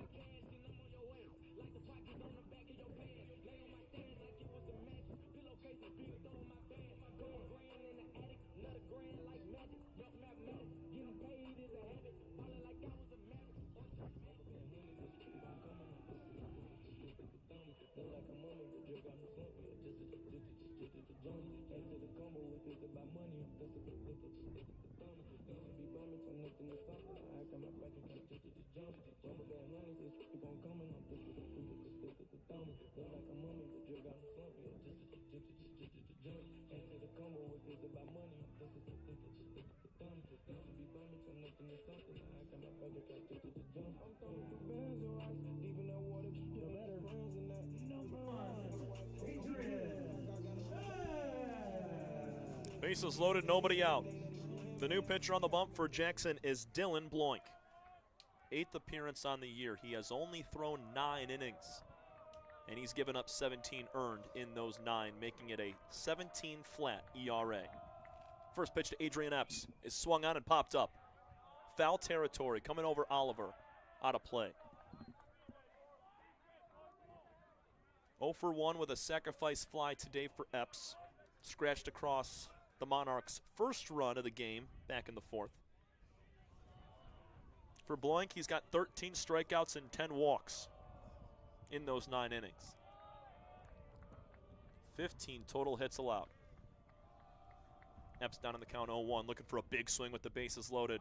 Takes the ball high and in. For Tyler Schofield, all 3 of these runners on base are his. But he threw a third of an inning.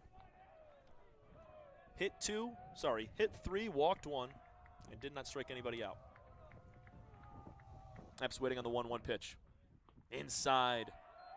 Sticks that butt out of the way to avoid it. Dane Richards waits on deck. He had a clutch 2-strike RBI single his last time. Long pause for Bloink as he comes set at the chest, now lowers to the belt. Epps holds that bat still. The 2-1 gets by the catcher Oliver. Fidelino thought about going home, but he retreats. That was a tugged, spiked fastball from Dylan Bloink. And for Oliver to just get a piece of that was impressive. If that cleanly gets by, Fidelino definitely scores. 3 balls and 1 strike to Adrian Epps. He's controlled center field in both of these games here on sophomore day, trying to pick up a big hit. 3-1, strike called. And our home plate umpire looked like he wanted to ring up Epps. That is a 3-2. That was off the plate. Epps waiting on it. Inside. Is that one a ball? Thank you, Blue. We're making a 5-3 ball game. Epps will take first. Dylan Bloink immediately comes in and walks a batter.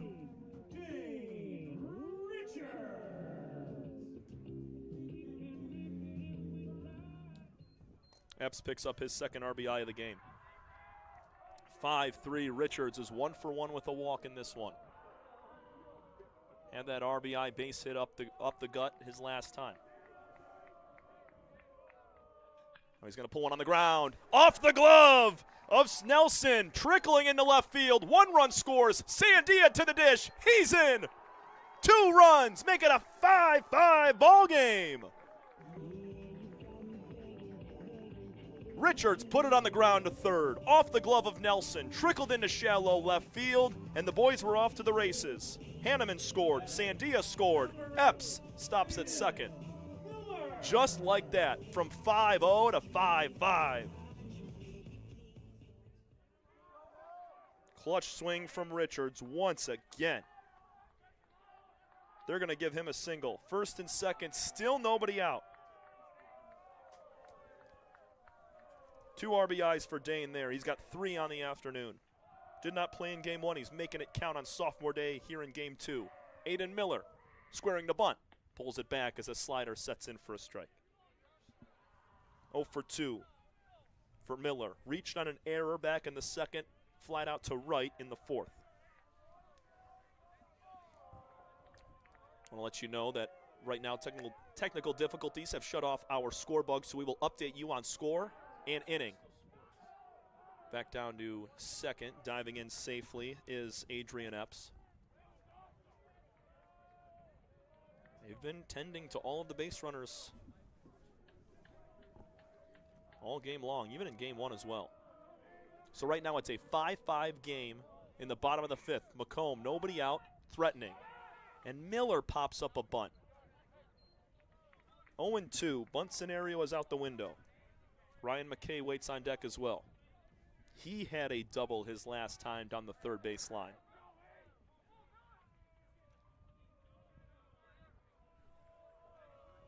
Five runs on 7 hits, 1 error for Macomb. 5 runs on 7 hits with 2 errors for Jackson.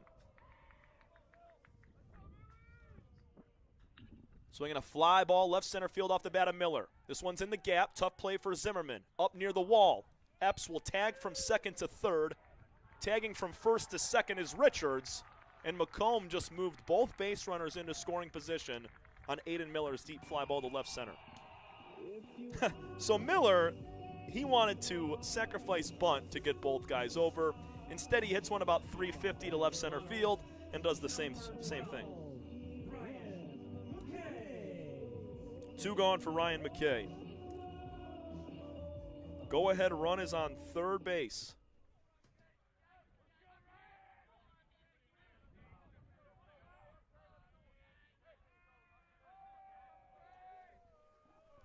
Check that, there's only 1 out, not 2 in the inning. I'd assume Jackson, this is hitter number 6 in the inning. Sorry, 7 in the inning. Breaking ball called strike on McKay. 1 for 2, a double his last time, also grounded into a double play. 3 runs have scored in this inning. I feel a little better about myself now because our home plate umpire also thought there were 2 outs. He just confirmed with our home plate umpire. Jackson has brought their infield in. 0-1 to McKay. Breaking ball at the feet. Nice take from Ryan, makes it 1-1. Macomb gave up 5 runs in the 3rd inning. They have chipped away in the last 2 frames, scoring 2 in the 4th and now 3 here in the 5th. Looking for more. McKay waiting on it. Takes low. We spoke about command issues being a problem for Macomb in that 3rd inning to allow 5 runs. They had 3 walks in the inning. Jackson has doubled down, and they have hit 2 batters and walked a pair for 4 total free bases. 3 of those runners have come around. That's just the name of the game. Inside to McKay, juts out of the way, nearly was hit by the pitch. And Oliver barely saved it from going to the backstop. 3-1 the count. Macomb with a conference championship on the line here in the bottom of the 5th inning. Only 1 out as Aiden Miller hit a deep fly ball to move both runners into scoring position. Setting, doink, breaking ball, fly ball left center field off the bat of McKay. This one's got some carry. Zimmerman looking up, that's gone! Ryan McKay gives Macomb an 8-5 lead, deep to left center field. How about it, number 12? From down 5-0 to up 8-5. Ryan McKay has been on a heater. He's hit 3 home runs in the last 7 days. He just took doink deep.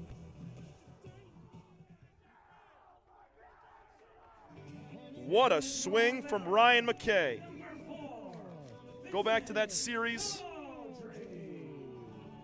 against SC4.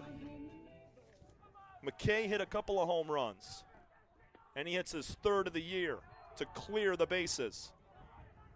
8-5 Macomb here in the 5th inning. An offensive explosion for 6 runs in the frame. This ball rides up on the catcher Oliver. Vincent Cowdrey's at the dish with an 0-for-2 day with a hit by pitch. Back with our score bug as well. Maybe if we keep it off, Cowdrey will hit his 15th. Instead, it's 2 balls and 1 strike. You kind of knew off the bat right there from McKay. He belted that ball to left center field. Zimmerman could only look up. 2-1, Cowdrey pulls it into left field, a base hit past the diving glove of Nelson. Game 1, 1st inning Monarchs have come back out. After scoring 12 in the 1st inning of Game 1 to mercy the Jets 14-2. They have now broken out for 6 runs, and this is the 9th batter of the inning. This was all set up by Tyler Schofield hitting the first 2 batters and then walking Sandia to load the bases with nobody out. Epps walked to bring in a run. Dane Richards, a 2-run base hit. Miller flied out to left center field to put both runners in scoring position, all for Ryan McKay to hit a 3-run Jimmy Jack to left center field. 8 runs on 9 hits now for Macomb. Babcock skies one in the air to center. Long run for Zimmerman, who was playing deep. Diving. Did he make the catch? Yes, he did. Our field umpire made the call this time for out number 2.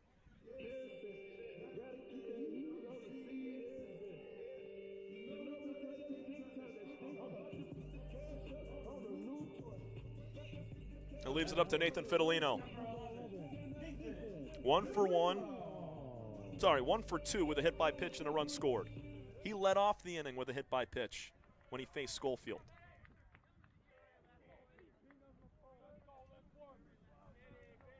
Small lead for Cowdrey. First pitch, Oliver in the dirt. He blocked it up. Throw down to second. Vincent is safe. The ball trickles into shallow center, but recovered quickly by Madison. Fidelino ahead in the count. That ball did not get far away from Oliver, but as Cowdrey, being a fellow catcher, realized the trajectory of that baseball going in the dirt once it took the bounce off the padding of Oliver's chest protector, he was off to the races. 1-0, little low.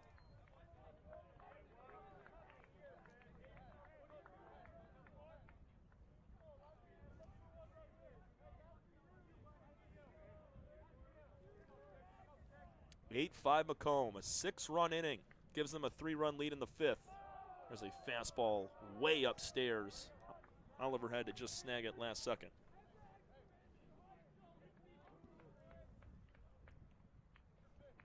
Three balls, no strikes on Fidelino, who's only been retired once in 6 at-bats today. Started game 1, delivered 2 innings of 1-hit action, allowing 1 run. Now he swings and hits one deep to left field. If this is fair, it's gone. It is foul. And he put that ball 370 out to left field.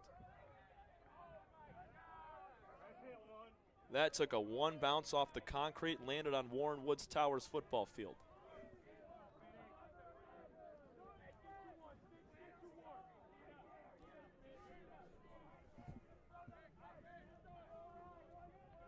Doink sets, checks the runner once, kicks, fires, the 3-1, breaking ball, called strike 2.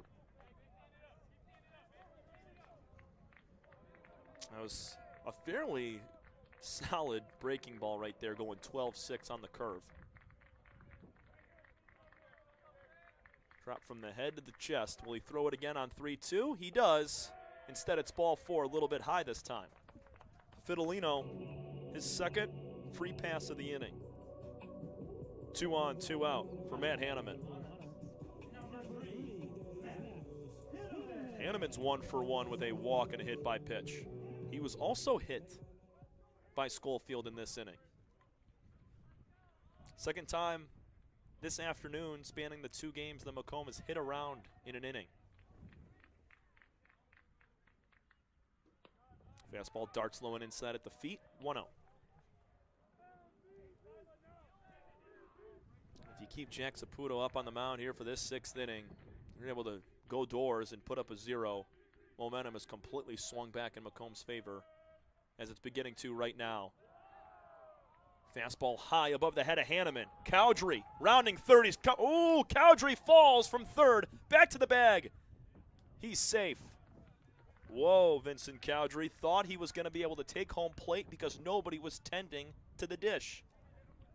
The pass ball that got over the head of Hanneman all the way to the backstop had to be grabbed by Oliver. Now Doink, the pitcher, was not at home plate. Cowdrey thought he could turn the corner and score. As he put the brakes on, he fell on his backside and just got back in time. Runners on 2nd and 3rd now for Hanneman with 2 gone, sitting on a 2-0 count. Swings and pops it up. Right back out of play behind us.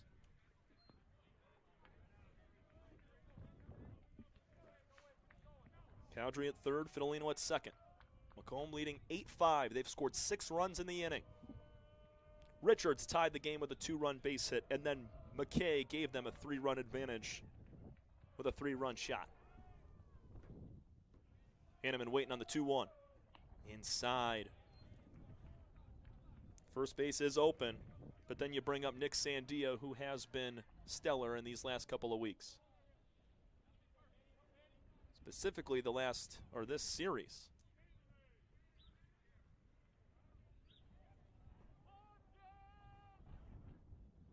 The 3-1 curveball in the dirt. Back-to-back walks for Dylan Doink. Dylan Bloink, I'm sorry. Number 14, Nick Sandia Jr.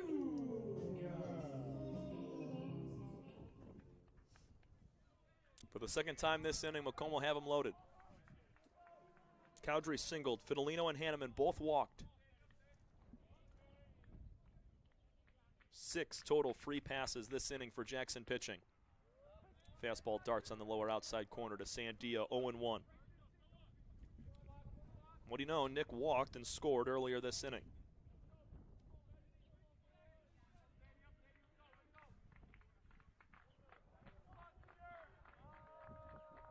Monarchs looking for the sucker punch. Sandia, left center field, nice drive, coming over Zimmerman, makes the catch in the gap. Another beautiful swing from Nick Sandia. Zimmerman with speed runs it down to end the frame. Macomb leaves them loaded, but not before scoring 6. Dane Richards, Ryan McKay coming up big to score 6 and give Macomb a 8-5 lead.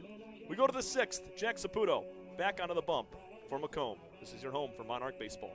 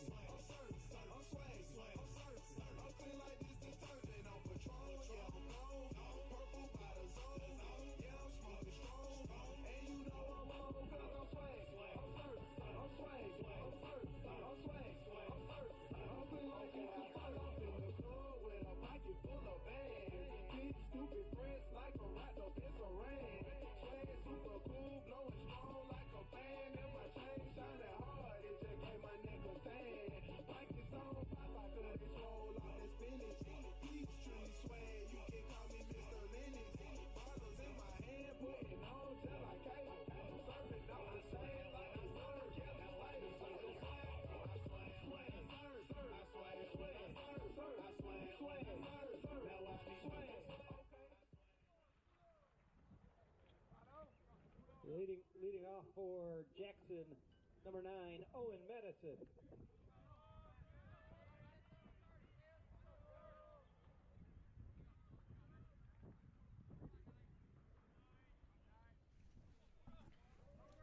Eight-5 lead for Macomb. We enter the 6th inning. Tom Cavanaugh on tap for you in both games today. It's been an entertaining day of baseball. Game 1 was a blowout, 14-2 win for Macomb in 5 innings. They scored 12 runs in the first. And this game 2 has been awesome. Jackson popped off to a 5-0 lead after a scoreless first 2 innings of ball. Macomb is quickly chipped away. 2 in the 4th, 6 in the 5th. All topped off by a Ryan McKay 3-run homer. And Jack Saputo gets things started here in the 6th. Sits down Owen Madison really quickly. Quick work. Strikeout number 3 for Saputo. That brings his numbers for the season up to 34 punch-outs. Now it's Noah Atherholt. He'll take strike 1, lower outside corner, and that is just fuzz, man. 90 miles an hour, maybe touching 91, 92, and right on the corner.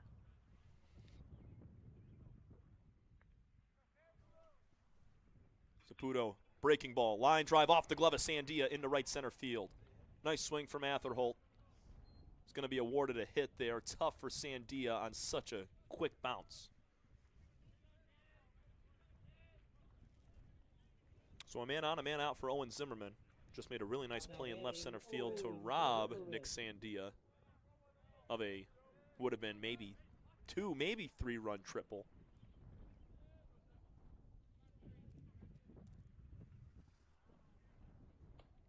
Zimmerman takes ball 1.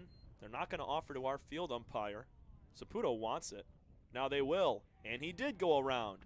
Babcock needs to be on that a little better and point to that field umpire as soon as a check swing occurs. He or the home plate umpire can initiate the contact to the field ump. Nice curveball, sets in at the knees, 0-2. 0 for 0 day for Zimmerman. Sack bunt, pair of walks. Atherholt with a very small lead at first. Saputo leaves one away, 1-2. Zach Grindy wakes on deck. He's 1 for 2 with the walk. Macomb ran into some trouble with Evan Robinson in the 3rd inning. Walked 3 guys in a 4-batter span. That really helped Jackson put up their 5 runs that they did. But other than that, since that point, it's been very quiet. Atherholt's base knock there was the first hit since the third inning. 1 ball, 2 strikes on Owen Zimmerman. Saputo leaves one on the outside corner for strike 3. Calling it both ways. That was a ball and a half off the plate. Zimmerman doesn't like it, but it's been there. 2 gone for Zach Grindy. He was the big man for Jackson yesterday. Mentioned it a few times. 7 RBIs, 2 home runs, a grand slam, and a 3-run shot. He's got the pop. He takes strike 1, upper outside corner.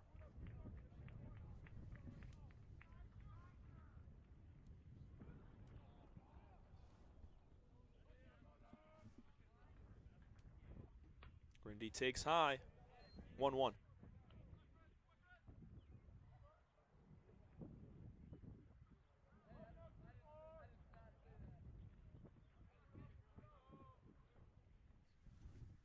Wave and a miss, 1-2. Saputo made Grindy look silly right there. Breaking ball down and in at the feet, had him waving.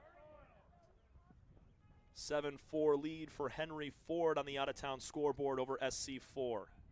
That came in the top of the 7th inning. Henry Ford likely to close it out. And if they win, they will at least gain a share of the conference title. Strike 3 called. Got him. Grindy looks at strike 3 on the upper outer corner. Jack Saputo's dialed in. Strikes out the side in the 6th. 5 total for the ball game in relief. Macomb going bottom 6 with an 8-5 lead. This is your home for Monarch Baseball. We'll be right back.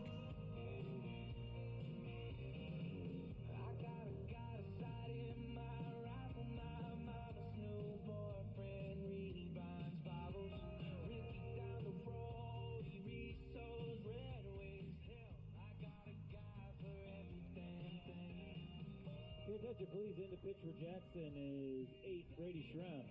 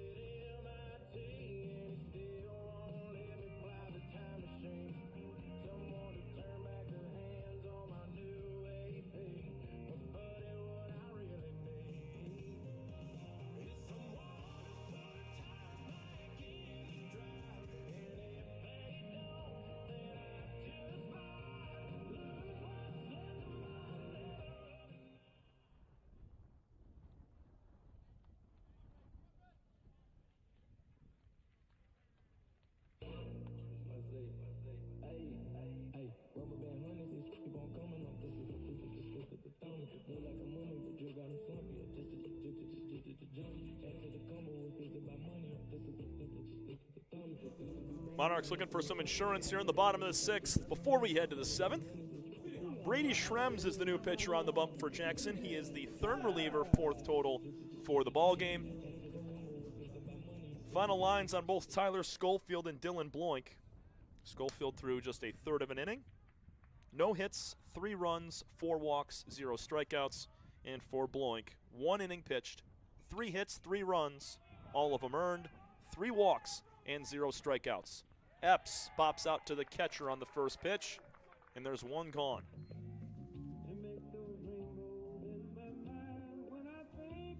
For Schrems this season, making his 8th total appearance, 13 innings, 11 hits, 11 earned, 10 walks, and 14 strikeouts. So fairly even, a few more Ks than walks. And, I mean, less than a hit an inning, 11 and 13 frames, not the worst. He's probably the guy you want to bring up in this situation, as there's a new earpiece substitution for Jackson catcher Caden Oliver, using all that new technology that's no longer, hand signals to send signs between the dugout and the catcher.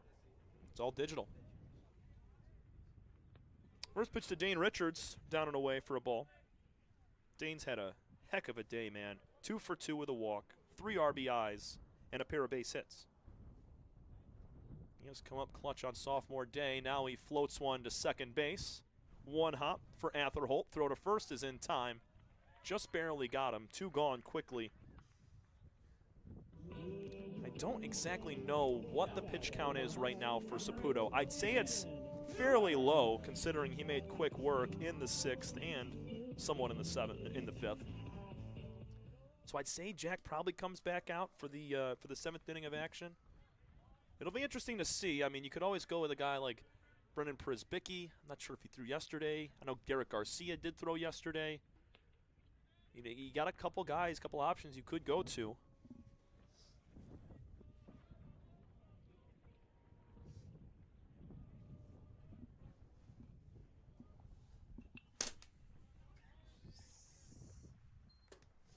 We get 1-1 on Aiden Miller. 0 for 3 day for Aiden.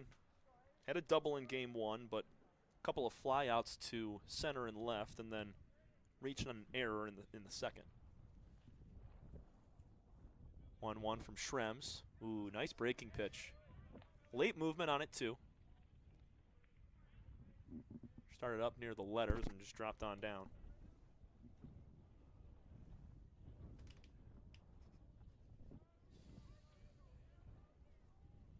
The 1-2. Outside.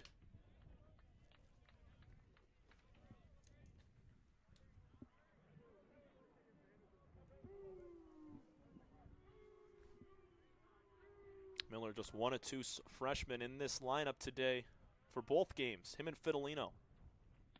Schrems leaves one way outside and low.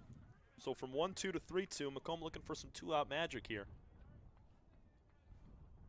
Now you got Miller and then obviously McKay. Biggest swing of the day. 3-run homer and to break a 5-5 tie in the 5th. Swing and a miss. Miller goes down waving, and that ends the inning. Brady Schrems makes quick work of the Monarchs in the bottom of the 6th. And Macomb looking to close things out in the 7th inning with Jack Saputo on the bump. 3 outs, and this team clinches another MCCAA East Championship. We'll step aside and be back for the 7th inning. This is your home for Monarch Baseball.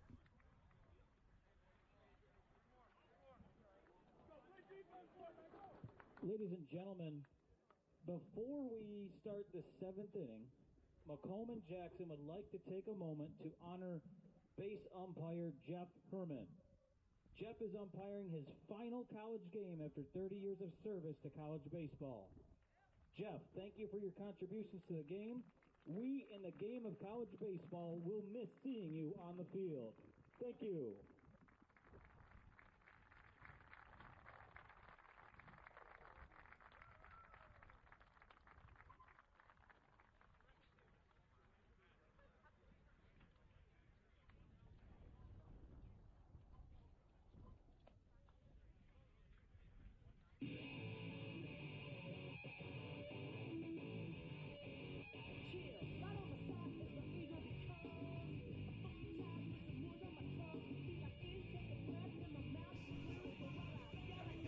Top 7, Jack Saputo entered the ball game midway through the 4th. Has recorded 5 strikeouts since then, striking out the side in the 6th inning. He's been dominant today, and he needs 3 more outs to capture another Eastern Conference Championship for Macomb. Due to Henry Ford losing earlier today in Game 1 against SC4, that swung the door open for Macomb to be able to win both today, gain the game back that they had, that Henry Ford had over them, and tie the season series in conference, the conference record, to take a share of the title. It'll be Saputo to face the 4-5-6 hitters Sebastian Nelson, Blake Borkard, and Deshaun Williams. By the way, I want to give a huge shout out to field umpire Jeff Herman. This is his final collegiate game. We were able to honor him in between frames right there. And years and years, decades of service at the collegiate level, and we cannot thank him enough for what he has done. And Saputo on the first pitch, beans Sebastian Nelson goes high and tight with a fastball, and Jackson has a leadoff man aboard. Jets lost game 1 14-2, left a bad taste in their mouth. They had a 5-0 lead in the 4th inning of this game. Macomb scored 8 unanswered. A little bit worse of a taste now here for the Jets. They're not going to go down easy. Breaking ball swung on, grounded back to the mound. Saputo, throw to second base. Transition to first, double play. Saputo to McKay, to Hanneman. 2 gone, nobody aboard. When Jack Saputo needs to come up clutch, boy does he. Perfect throw to second. Great feed for McKay to transition and throw on to first. 1-6-3. 2 gone for Deshaun Williams. Macomb on the doorstep.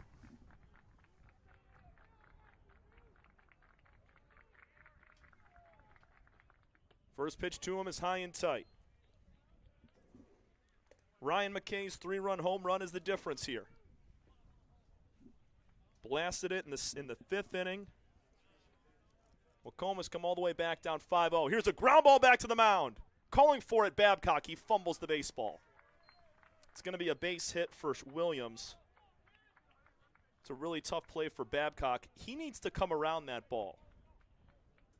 Circle around it, heading towards first base, field and throw. He went on it like he was fielding as an outfielder trying to throw home. Now batting. I'll leave it up to Caden Oliver. A man on, 2 outs. Tying run is on deck for Jackson. Been nothing but weak contact here in this inning against Saputo. Pretty much all day. Wave and a miss. It was Jack Demetrol in this same situation last year to close it out. It's now Saputo's turn in his sophomore season.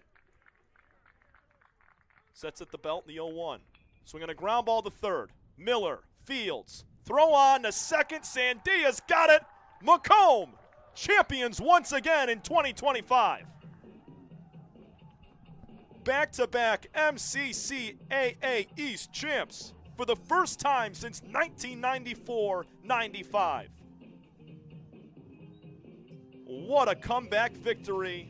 And this game right here is a perfect encapsulation of what this team was able to do over the last 3 weeks of the season to get the job done and hoist another Eastern Conference title. Wow.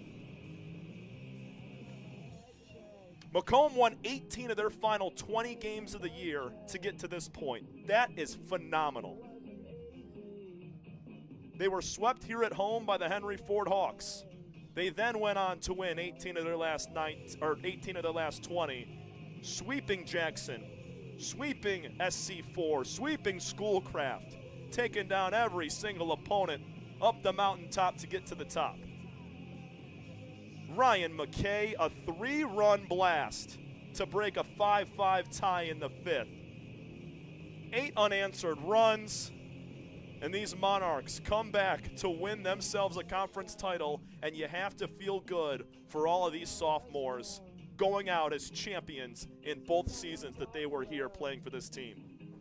Vincent Cowdery, Luke Babcock, Matt Hanneman, Nick Sandia, Adrian Epps, Dane Richards, Ryan McKay, Riley Ames, and Jack Saputo on the mound. Give Saputo so much credit for being doors, putting up zeros ever since a 5-run 3rd inning.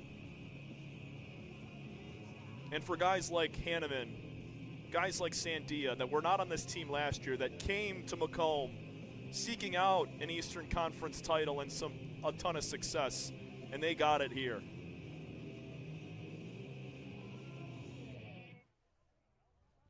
"33 wins, the most since 2012 when Macomb won 37. Back-to-back champs for the first time in over 20 years. Basketball did the same thing back in the wintertime. Baseball followed suit. They're co-champions with the Henry Ford Hawks, finishing 18-7 in conference play this season. What a year. What a finish. And congratulations to the Macomb Monarchs head coach Taylor Jellikowski and his entire staff for getting the job done and playing their best baseball at the most opportune time. Here comes a little water bath for Jelly. Boom. Oh, they got him good. Woohoo! Dog pile in left field. Jackson was the team that eliminated Macomb in the playoffs last year. Jackson's going home, a non-postseason team. Sub 500, finishing 21-24, 11-14 in conference.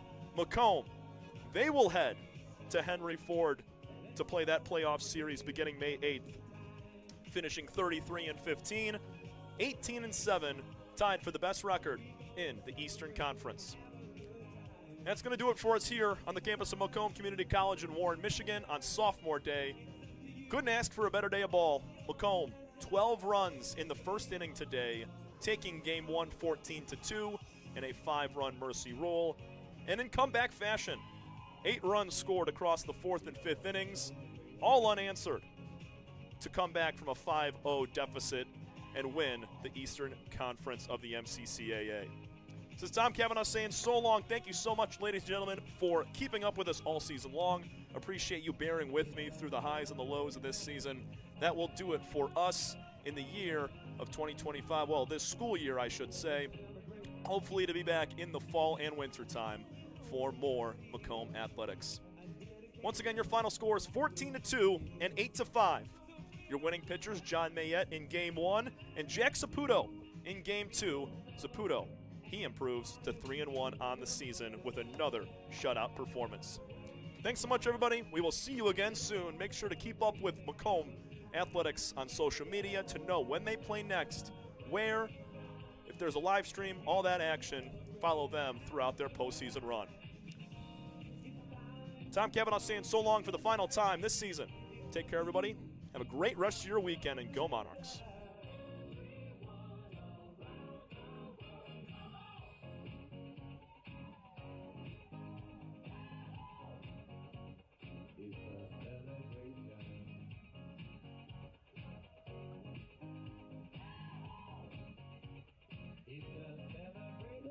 One more time for your 2025 MCCAA Eastern Conference champion, the Macomb Monarchs. Let's celebrate. We're gonna have a good time tonight. Let's celebrate. Stick with us. We will conduct our Sophomore Day ceremony in just a few minutes. We will conduct our Sophomore Day ceremony in a few minutes. Thank you.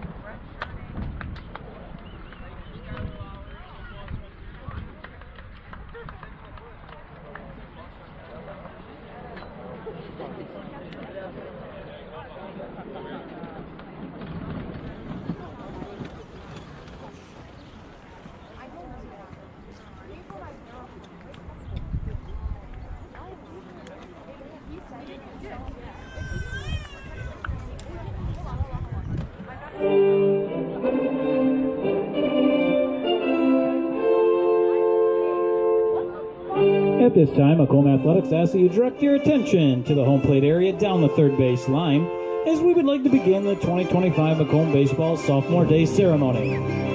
Today, we will honor the careers of 15 sophomores who have played their final home games at Macomb this afternoon. Joining the sophomores are family and loved ones who have supported them in the program along the way. On behalf of Macomb Athletics and Macomb Baseball, we thank all the families, friends, and loved ones of our players for their love and support over the years. Up first, pitcher number 5, Alex Chepsky.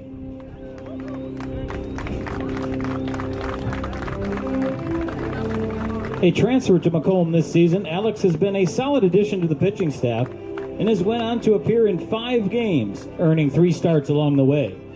Alex picked up his first career win at Macomb at Cornerstone on April 14th and has struck out a batter per inning this season. Thank you, Alex. Up next, a pitcher, 16, Joey Lugerai.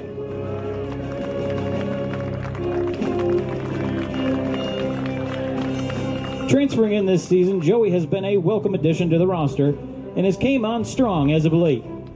In all, Joey has amassed 7 appearances and 2 starts and has struck out a batter per inning while owning a 3.12 ERA entering today.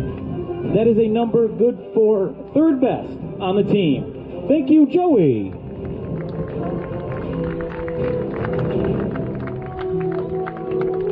Next, a pitcher, number 51, Derek Garcia.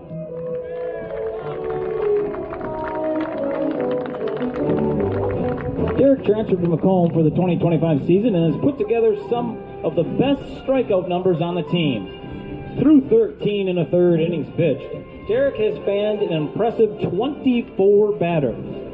In all, Derek has appeared in 9 games, starting 2, and holds a 1-1 record on the season. Thank you, Derek.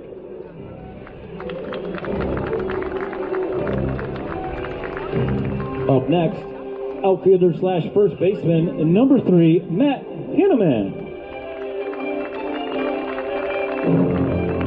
New to the roster this season, Matt has been a key piece to the puzzle for the Monarchs in 2025.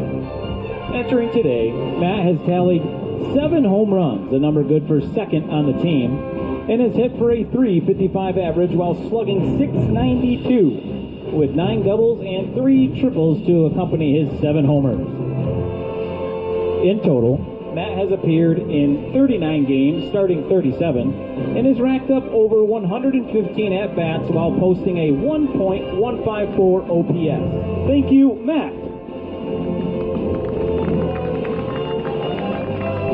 Next, infielder number 14, Nick Sandia Jr. A transfer from Madonna University, Nick has been a key cog to the Monarchs' success this season, thanks to his strong play up the middle defensively and his team-leading .402 batting average entering today. Nick has posted a team-best 52 hits this season and has racked up 36 RBIs on 8 doubles, a triple, and 4 home runs to go along with a .582 slugging percentage and a .450 on-base percentage. Thank you, Nick.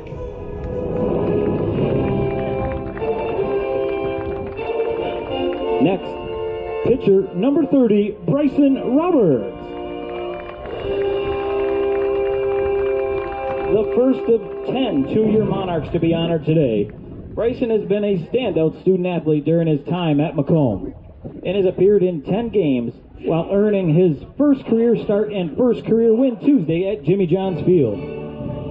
This season, Bryson has recorded a .422 ERA and has struck out 11 batters in 10.2 innings pitched. Thank you, Bryson.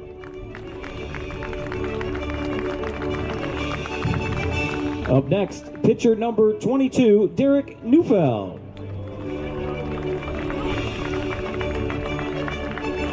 One of two sophomores hailing from Canada, Derek has enjoyed a highly successful Macomb career, appearing in 15 games while earning the starting nod on 14 occasions. In all, Derek has struck out 50 batters in 46 2/3 and has picked up 3 career wins to go along with 2 complete game victories. In nearly 47 innings pitched, Derek has never allowed a double or a triple during his time on the mound and has boasted a strong fielding percentage as well. Thank you, Noof.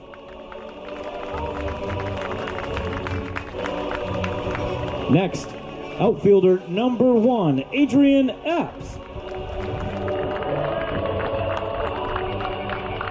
The first of 3 two-year outfielders to be honored today, Adrian has came on strong for his sophomore campaign and has 38 stolen bases, an impressive number that is only 3 shy of tying the program's single-season record that has stood since 1979. Adrian has appeared in 79 games overall, starting on 42 occasions, and has stolen 53 bases over the course of his career, 10 shy of the career record at Macomb. This season, Adrian has doubled 9 times and has driven in 19 runs on 28 hits. Thank you, Adrian. Next, outfielder number 7, Riley Ames. A 2-year starting outfielder, Riley has appeared in 78 games and has earned a starting nod in the lineup 59 times. Over the course of 78 games played, Riley has posted a career .346 batting average to go along with 48 stolen bases, 34 of which have been swiped this season. In all, Riley has 54 hits by way of 12 doubles, a triple, and a pair of home runs, and has driven in 30 runs overall. Thank you, Riley.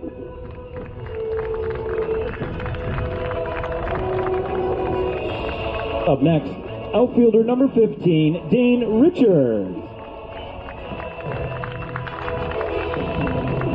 A 2-year starting outfielder, Dane has played in a total of 64 games and has been in the starting lineup on 53 occasions. Dane has a career .300 average and has amassed 8 doubles, 4 triples, and 4 home runs during his time as a Monarch. In all, Dane has tallied 52 career hits and has driven in a total of 43 runs in his 63 games played. Thank you, Dane.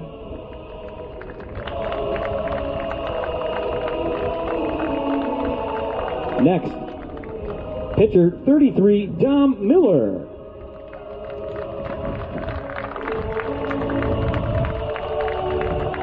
A 2-year starting pitcher on the mound for the Monarchs, Dom has appeared in a total of 22 games and has earned a start on 12 occasions. In total, Dom has 6 career wins and most notably recorded the program's 14th no-hitter on March 7th against Bryant and Stratton, Ohio. Dom has struck out 59 batters during his time on the mound, 39 coming this season, as part of a 3-1 record in 2024 and a 3-2 mark this year. Thank you, Dom. Next, the closer, 34, Jack Saputo.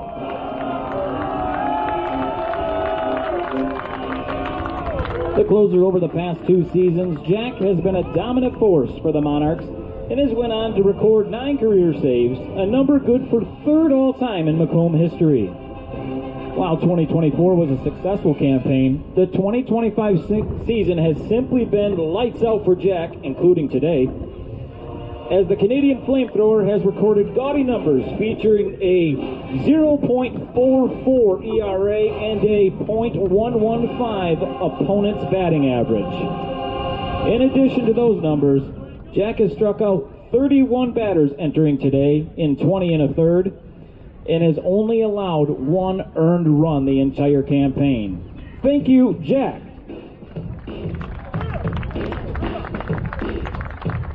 Up next, infielder number 12, Ryan McKay. A 2-year starting infielder and the Game 2 hero at the plate, Ryan is a career .300 hitter that has driven in a grand total of 51 runs during his time with the Monarchs. In all, Ryan has racked up 72 career hits with plenty of extra base power that has featured 17 doubles, 2 triples, and 5 home runs after the game-winning 3-run blast in Game 2. In addition to his presence at the plate, Ryan has been a reliable middle infielder over the course of his 79 games played and 73 starts in the Macomb Blue and White. Thank you, Ryan.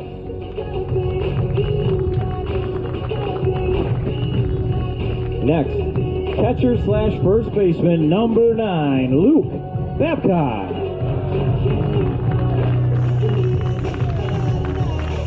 A 2-year transfer that started his career at Madonna University, Luke has been a force defensively behind the dish as well as offensively at the plate for the Monarchs. While an injury cut his 2024 season short, Luke still managed to put up impressive career numbers at Macomb that includes 11 doubles, 4 triples, and 5 home runs. Through 63 games played and 61 career starts, Luke has recorded 63 hits on a career .346 average and .533 slugging percentage. Showcasing great plate discipline, Luke has 29 walks on the season entering today and 37 for his career to help account for a career .452 OBP. Thank you, Luke. And last but not least, catcher slash outfielder number 4, Vincent Cowdrey. A catcher slash outfielder, Vinny has enjoyed a historic Macomb career that has featured 69 games played and 63 starts. This season, Vinny broke the single-season home run record at Macomb as the talented sophomore, currently with 14 bombs, eclipsed the old mark of 12 earlier in the campaign. In total, Vinny has 16 career home runs, which is too shy of tying the career mark at Macomb. This season, Vinny is hitting .400 and is a career .360 hitter thanks in large part to his 16 home runs, 10 doubles, and 6 triples. Vinny has a total of 56 hits entering today with a stunning .814 slugging percentage and has also caught 7 runners stealing on the base pass this year. Thank you, Vinny.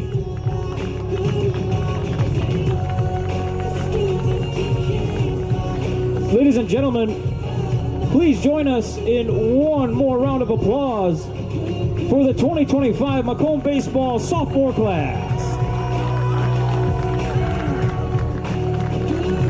This is a sophomore class that has brought back-to-back conference championships to Macomb for the first time since the 1994-95 season.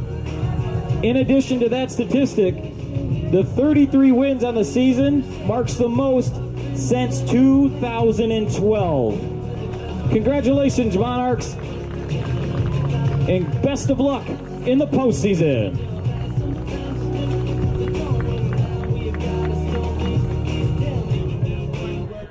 Complain about.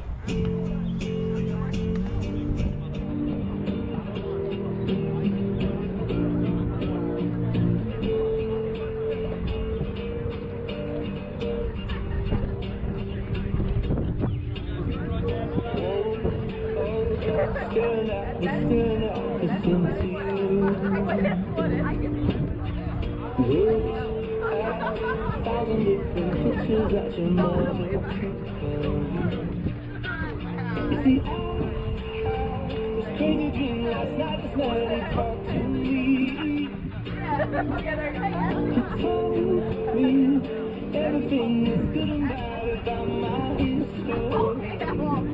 He said that you are the future. He said that you are the future. The future looks good. The future looks good.